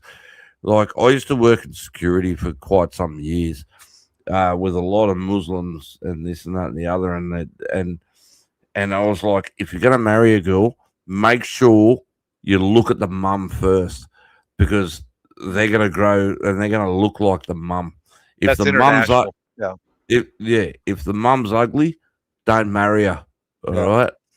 Yeah. If the mum's hot, marry her. Yeah. I've also arranged marriages. I've also known a lot of Laotians and Cambodians who still have arranged marriages. Cambodia, yeah, they're bad for it. Still have arranged marriages. I worked with one fella. He told me the story about meeting his wife, and he met his wife on his wedding day. He had never even seen her. Yeah, his mom arranged the wedding, and they met at the temple and they got married. They didn't even know each other, dude. No, and now they're married. So I guess he had a heart-to-heart talk with her and said, the circumstance, we have to do this, but if you want to leave, you're free to leave. I won't hold you here. Sorry, I got to cut you off there, Bob. Hey, Bonnie, I disagree, Rank. Well, I'll tell you what, right? My mother-in-law, however much I hate her, she's hot as fuck. All right. I'm just going to say that. Yeah, all right. So, yeah. Anyway, please continue. Sorry, Bob. But I was I'm reading the chat on the side. Yeah. I was really quite surprised to hear how many Laotians that I worked with and Cambodians that had arranged marriages. They didn't even know each other at all. You know, Yeah, right. I didn't. Yeah. I'm glad I didn't have an arranged marriage. Glad I didn't have to do that. But some cultures, it's a must. You know, It's a thing. Yeah, yeah, yeah. it's a thing for them, not for me. Thank God. Well, yeah, I still get like arranged marriages, like some of the things, like the age, though. Like, Yeah, yeah, it's just, mate, like, you're growing up, you're a child, you're living your life, you're doing this, you're doing, like, nah, you're going to marry your cousin. Fuck off. See you later. oh yeah. Oh, my wife told me some stories about, she grew up in Mindanao, and some of her office mates were Muslims, and in the Well, countryside, yeah, I remember yeah, you saying Philippines, they're big yeah, Muslim community, yeah. and some of the in the countryside out there, the the girls have to wear the hijab, and some of them have to wear Yeah. the veil. They're very strict, but they come to the city and go to university, get a job in the city, and they never go back home. The reason why that is, What? more than one young lady that she used to work with went back home, and there's some 70-year-old fat slob that's already going to marry her, and she's in her 20s, she's in her prime, she's got a good career going, and some Not fat cool. slob, you crusty old bastard, you're my wife. So that's why a lot of those Muslim girls never went back home, because they knew that's what's waiting for her. Hey, you don't know. He might have been a nice guy with a lot of charisma. Okay, don't know. No, that's fucked up. I can't believe I even said that. Yeah, That just sounds, mate, mate, mate, he's a kiddie fiddler. Fuck that. That's fucked. oh yeah. That's not okay. Not okay, man. Not cool. I Not see cool, that. man. I see that overseas quite a lot. 20-something-year-old young lady with a 60, 70-year-old guy. I was like, what the Oh, hell? mate. I mean, I know it's their culture over there, but to me, it kind of sketches me out. Mm-hmm. I like the ones when I've been in Thailand before and you see like 50, 60-year-old men walking around with little boys. And I'm like, Oh, yeah, I know, yeah, I know where this is going. yeah. Yeah, not cool, mate. Yeah, not at all. And yeah, it's like, how do these motherfuckers get away with it all the time? It's disgusting. I don't Yeah, know. I don't look into it too much. It just makes my skin crawl. So I just stay away from me. yeah. That's why Oh, overall, whenever I'm here or overseas, it's like you stay over there, I stay over here, no matter who you are. I don't care. yeah, I keep to myself. I go places with my family over there, and just do my thing. yeah. Yeah, I get it. I get it. I'm struggling with family at the moment. My idiot son tried to drink drive the other day, and we got in Oh a shit. little. Yeah, I tried to stop him from drink driving. I go, mate, you're gonna get in trouble if you drink drive. Yeah. And we had a little fight, and I It went, happens. sort yourself out. And then his car broke down, and then he's ringing his mum for help, and I went, nah, your problem, dickhead. Yeah. Had to sleep in his car, the fucking idiot. It's called self-inflicted. Yeah. Yep. You learn the hard way, idiot. I I hear told him to go to bed. I said, shut up and go to bed. I said, go to bed. Go to bed. Shut up and go to bed. And he wouldn't listen. Yeah. Well, I lost a second cousin that way because he was way too wasted, and he got in a Drink fist fight. driving. Yeah, he got in a fist fight with his dad and he's still gonna go. And they got in a fist fight in the front doorway of the house, and he took off and pulled out in front of a big truck and dead right on the spot. It just smashed him like a bug. Yeah. Fuck. Awful. Man. Yeah, that's fucked. What Bonnie just said then. How many women keep going back to the abuser? You know what? How many guys do it as well? You got to Yeah. look. I'm sorry. A lot of guys do the same. I'm not trying to steal your glory, but Yeah, heaps. thanks, Gotcha. Yeah, I was still in the Air Force when that happened, and I couldn't attend his funeral because he was a second cousin, but it Oh, was that quite a sucks. loss. It was Yeah. quite a loss, man. But yeah, that's one of the reasons why I don't drink anymore because it's like I see people do foolish things, you know. Oh, So it's shit. yeah, It is shit. I yeah. don't even know. I don't even know why I do it still. Well, with Oh, me also, mm. I'm a cancer survivor. I had cancer in my bladder, and I had it all cut out, Which and side's your bladder on again? it's in your center, in your middle of your hips, right in the center. Center, middle. Yeah, Yeah, okay. just below your navel and all that. But Okay, I had I've a got bunch of cancer liver, cut out of there, kidney. and I had Yeah. cancer treatment through the dick. Everything they do is through your dick, and there's a lot of yeah. It sucks, dude. I mean, there ain't nothing fun about it. Like I a had a bladder. colonoscopy once Mhm. where they put a camera up your ass. Yeah, A colonoscopy. Why am I full screen? I don't know. Yeah, whatever. I There we I go. had a I had a colonoscopy once where they put a camera up your butt. Yeah. Yeah, because I was having issues and that. Yeah, that was fucked. Yeah, Well, whatever. imagine Yeah. that same camera going through your dick and into your bladder. Oh, how about no? I was blacking out, dude. There's no anesthetic, and Oh, fuck off. my vision was tunneling. And my standard procedure when I'm in You're extreme kidding? pain, I started yelling off my name, rank, and serial number, right? And I stood up. Oh, yeah. My vision was going It's tunnel like the gas vision, chamber. Yeah. and he pulled that camera out of there. Oh yeah, you got cancer, blah blah blah blah, and oh god. Uh, so I got it all cut out of me, and that's through dick too, and then got several years, every 3 months, getting triple set of treatment through dick. And Wow. so that's one of the things. Lord. If I drink now, I'm not gonna make it to the bathroom. Period. I'm not. I'm gonna piss myself. You know, 'cause it tore everything up Yeah. inside there. Yeah, but yeah. Anyway, yeah. Well, I give you an example. Is one of the last times I drank. I usually only drank when I was overseas. Can you hold With down the fort? I really need to piss now. okay, go ahead. Yeah, I'll be right back. Everyone, you can auction off my shit again. auction off your shit. I'll be right back. Okay. Oh yeah, yeah. Cha-cha, painful.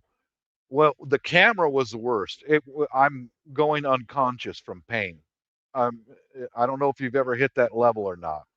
I was going unconscious, and that was the worst part. So anyway, I had the surgery, and then the doc goes, "I want to put the camera back up there and visually inspect it." And I said, "Okay, but you're going to put me under because I'm not doing that wide awake again for the rest of my natural life. That ain't going to happen." So he did put me under anesthesia and put it back in there to inspect, and everything was good. But yeah, I don't wouldn't wish that on it.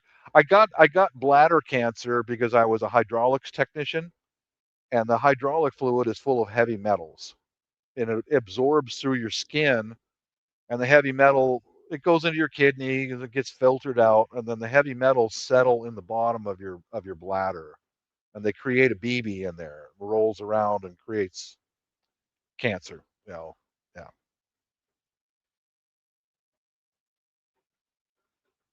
I wouldn't wish that on my worst enemy, man. That was just horrible, all of it.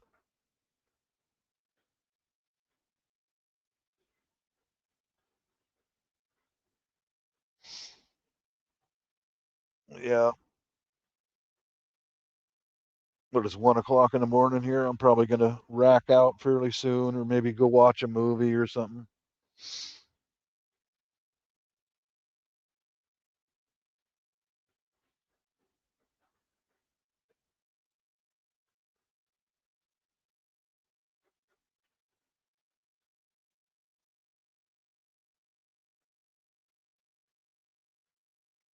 Too bad Shad bounced out, but Jesus Christ, Bob. Open your mouth a little bit more. You might have been able to fit a dick in it.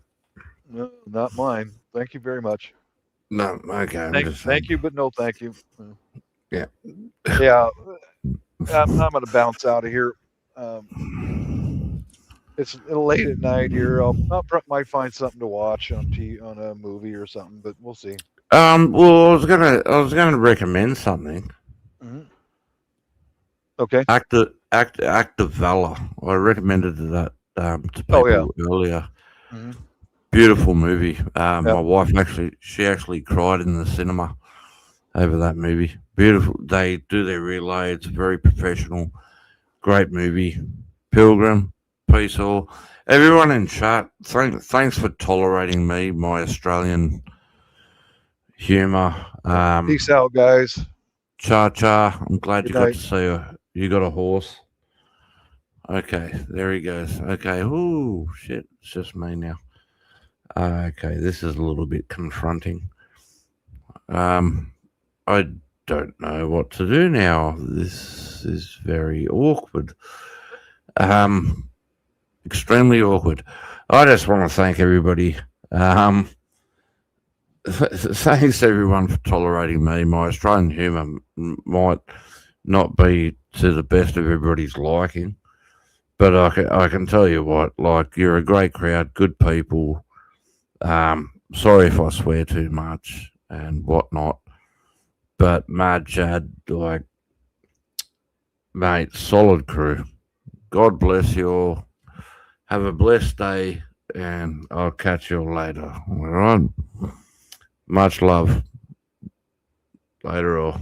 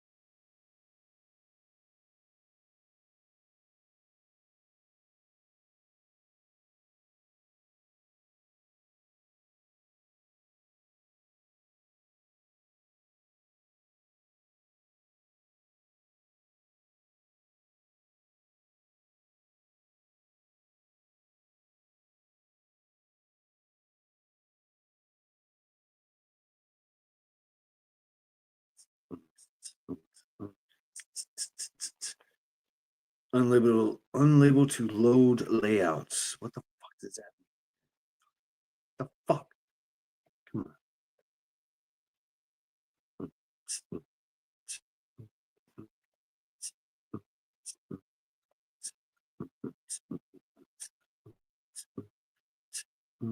on. Am I live? Am I live? Let's see. Ah, you see me. Thank you. Thank you, Cha Cha.